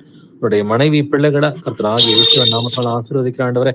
நீங்க அந்த குடும்பத்தாரோட இருந்து நீங்க வழி நடத்துங்கப்பா. சகோதரன இருதயத்துல நீங்க ஆண்டவரே வசனத்தை ஆண்டவரே நீங்க சொல்லிக் கொடுத்த நீ சகோதரனை தொடர்ந்து பலப்படுத்த வேண்டுமாறு கெஞ்சி மன்றாடுகிறேன். சீக்கிரமா அந்த குடும்பத்தார் எல்லாருமே ரட்சிப்புக்குள்ளார் வரணும்னு சொல்லி அவர்களை கர்த்தராகிய இயேசுவின் நாமத்தினால் ஆசீர்வதிக்கிறேன். இப்படியாக ஆண்டவரே நன்மையான ஈவுகளை நாங்கள் கேட்கும் பொழுது நீர் நிச்சயமா கொடுப்பீர். ஆவிக்குரிய காரியங்களை உங்களுக்கு சித்தமான முறையில வந்துட்டு நாங்கள் கேட்கும் பொழுது 100% கொடுப்பீர் என்பதை நாங்கள் விசுவாசித்து அறிக்கை செய்கிறோம். துதிக்கான மகிமை எல்லாம் இயேசுவே ஒருவருக்கே உண்டாவதாக. இந்த ஜெபங்களை என்னுடைய கர்த்தராகிய இயேசு கிறிஸ்துவின் மகாபரிசுத்த நாமத்தால் ஏறெடுக்கிறேன் ஜீவனுள்ள எங்கள் நல்ல பிதாவே. ஆமென். ஆமென். ஆமென். Praise Lord brother. Praise Lord brother. Brother sisters, வேற யாருக்காவது ப்ரேயர் ரிக்வெஸ்டோ அல்லது சாட்சிகள் இருக்குங்களா?